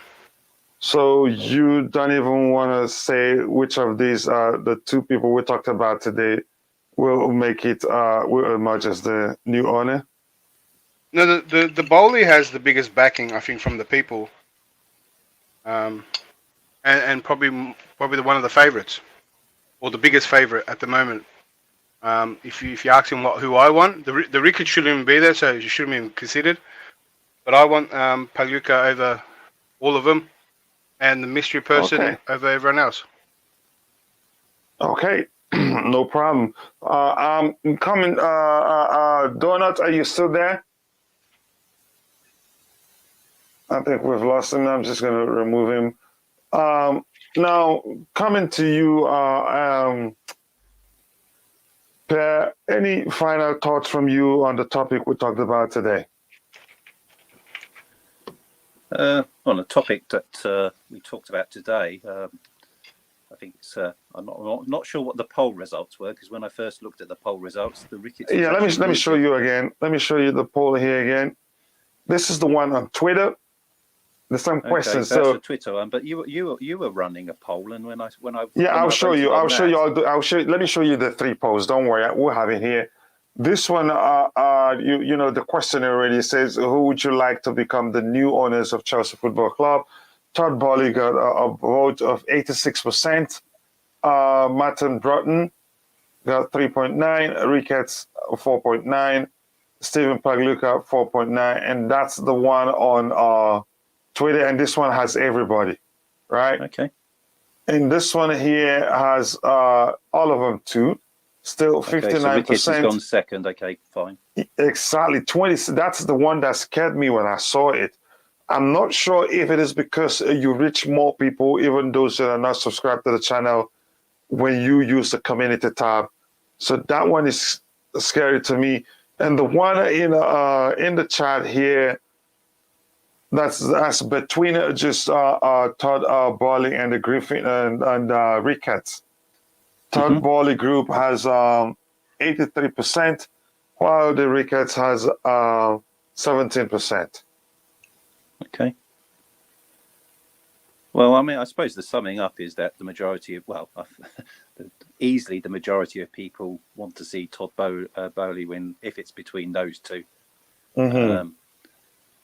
What still gets me is that Sir Martin Broughton, whichever poll I see, does not seem to appeal, and that just really confuses me because, as I say, And I know Declared has got his viewpoints. I mean, they say they've got lots of backing. I think the issue is they haven't announced all the names that back them. So that is the issue. They've got the two guys that have got 18% shares in Crystal Palace. They've got Michael Klein as an investment banker, but I'm not sure if he's just part of the advisory team or whether he's actually putting backing in there.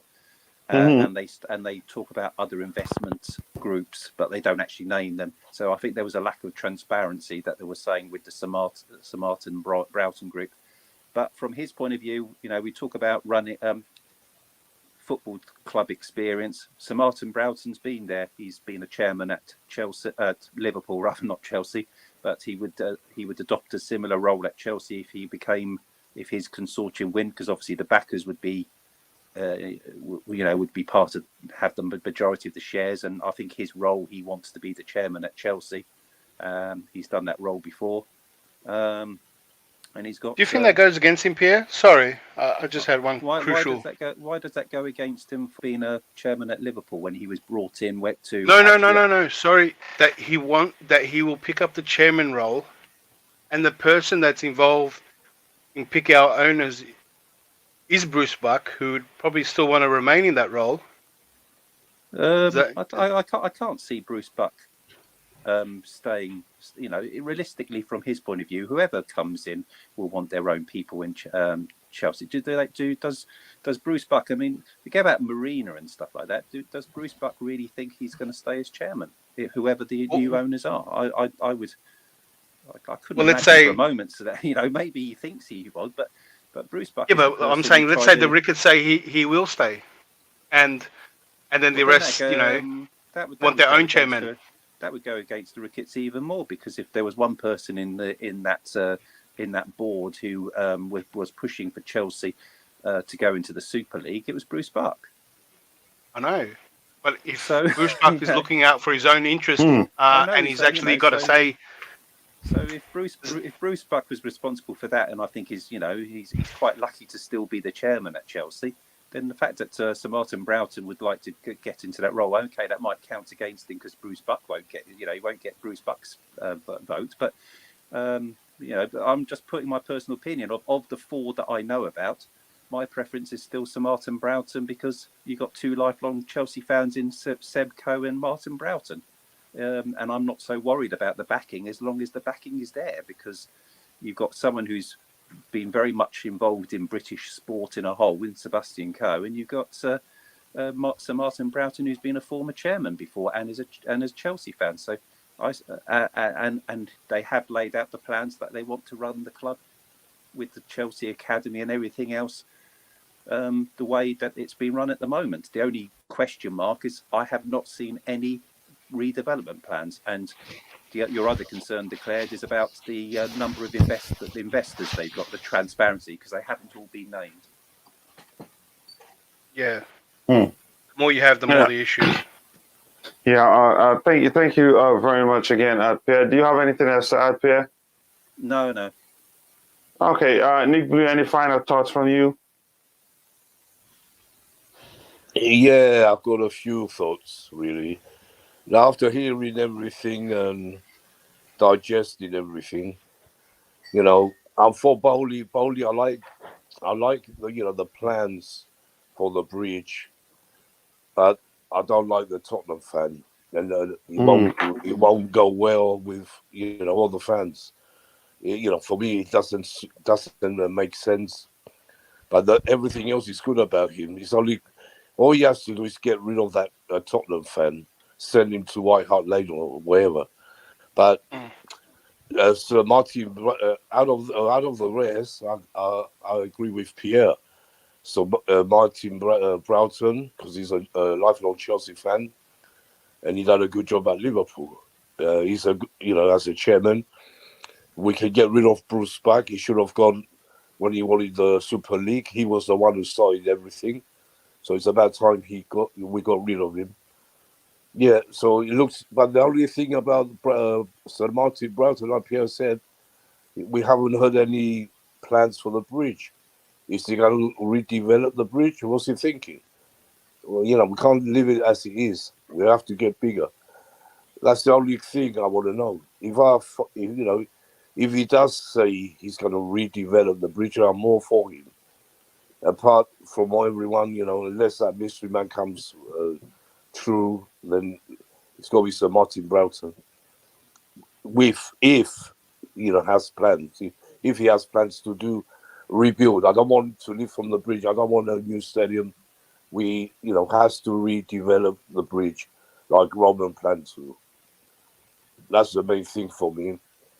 And if All anyone right. does come in, and if anyone does Mhm. come in and doesn't do those things, they're going to have a lot of protests be going on during the games and outside the ground. That's what I have to say. All Yeah, right. Thank you very much. And go ahead. You still saying something? that's why. Yeah, it's hard. It's very hard with all these four. But everyone has they have good points and bad, except the Ricketts. Forget that they don't have any good, not one good point. They're just for Mm-hmm. the money. They only want to take out money, But so Martin Russell sounds good because he's a fan, and it depends if they, if he has the backers like Pierre said to put the money in and redevelop the bridge. That's the main question. I'm sure that when Thomas Tuchel comes to talks to all of them, he'd be asking all these questions. Tuchel will want to know what's going on, and then the board, Marina, Czech, they know what the fans want. They do. They know what we want, and so I trust Czech, Marina, the rest of them to pick the right one. Okay. All I right. Thank guarantee, you. I guarantee it won't be the Ricketts. Okay. All right. Thank you. I hope that's the case because I'm still concerned. I know we have people there that will participate in the final selection, but the fact that still part of it is concerning to me. I don't know. Let's see. I've got to your final thoughts. Have I? Yeah, I just hope that everything comes good Uh, and the input of the two, well, I would say the three main people that are driving this club at this moment, mm-hmm, and that would be Thomas Tuchel, Emma Hayes. I think the youth guy is named Bates or something like that.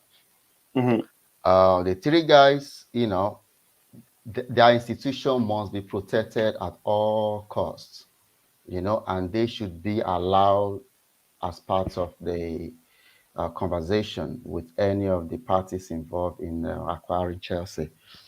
mm-hmm, So when it comes to financial backing that is my only issue with the Brighton, the Sir Martin Broughton one, their financial backing, or mm-hmm, whether it's actually going to be, because he's been a chairman, which is a good experience, but even though it's not as laudable as people want to make it sound, but you cannot take that experience away from him, and the father is a Chelsea fan, you can't take that away from me either.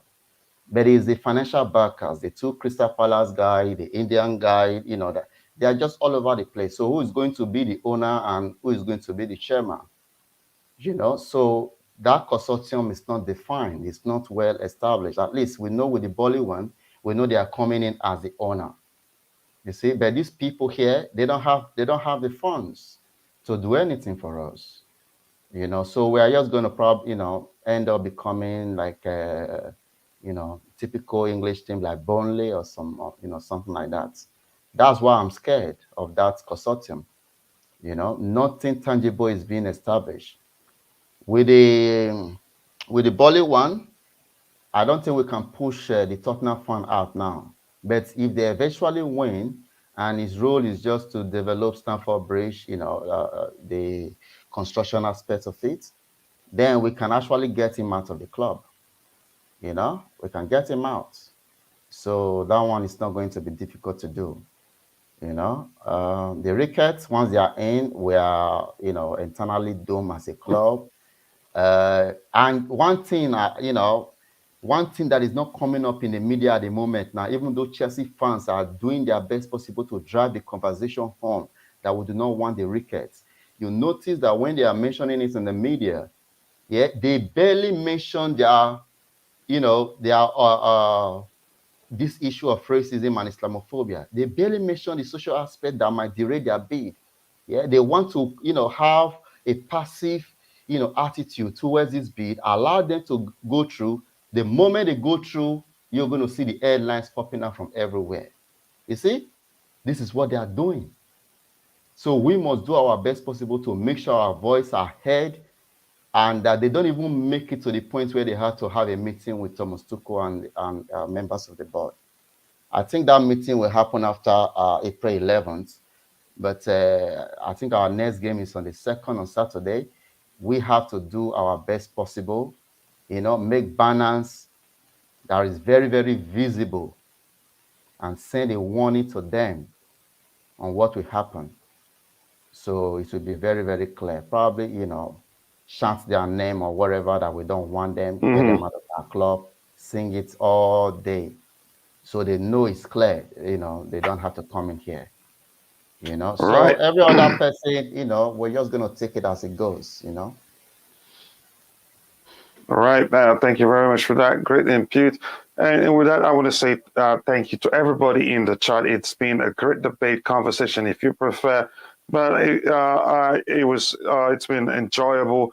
And I want to say thank you to everybody in the chat: Melissa Castillo, Just Viola, the Queen of the House, and every other person that's contributed in the chat. You made it a great show. You made it worthwhile. You provide the most value to the stream if you are in the chat. Mikhail says none of the beaters look good to me. Broughton maybe because they are CFC supporters. Again, if you ask me, I'd say they are my one of my main choices, but I don't know them quite well. That's probably, you could argue, why I haven't still chosen them as my top group. Says otherwise, it's media saying they are confident. Says good stream, Coachila. Thank you very much, Melissa Castillo. That means a lot to me, and I'll still get to know you, and hopefully soon you become a moderator here. I can only hope that the eventual winner pays attention to CFC issues and interests. We certainly do hope so. So thank you to everybody in the chat. If I did not mention your name, apologies. I'm only a human being. And to the panelists, I say thank you to LSG, thank you to Declan, thank you to Pierre, thank you to Nick Blue. I hope to see you guys tomorrow for another Blue Morning show. With that, I say goodbye. See you guys tomorrow, and cheers. See you, everyone.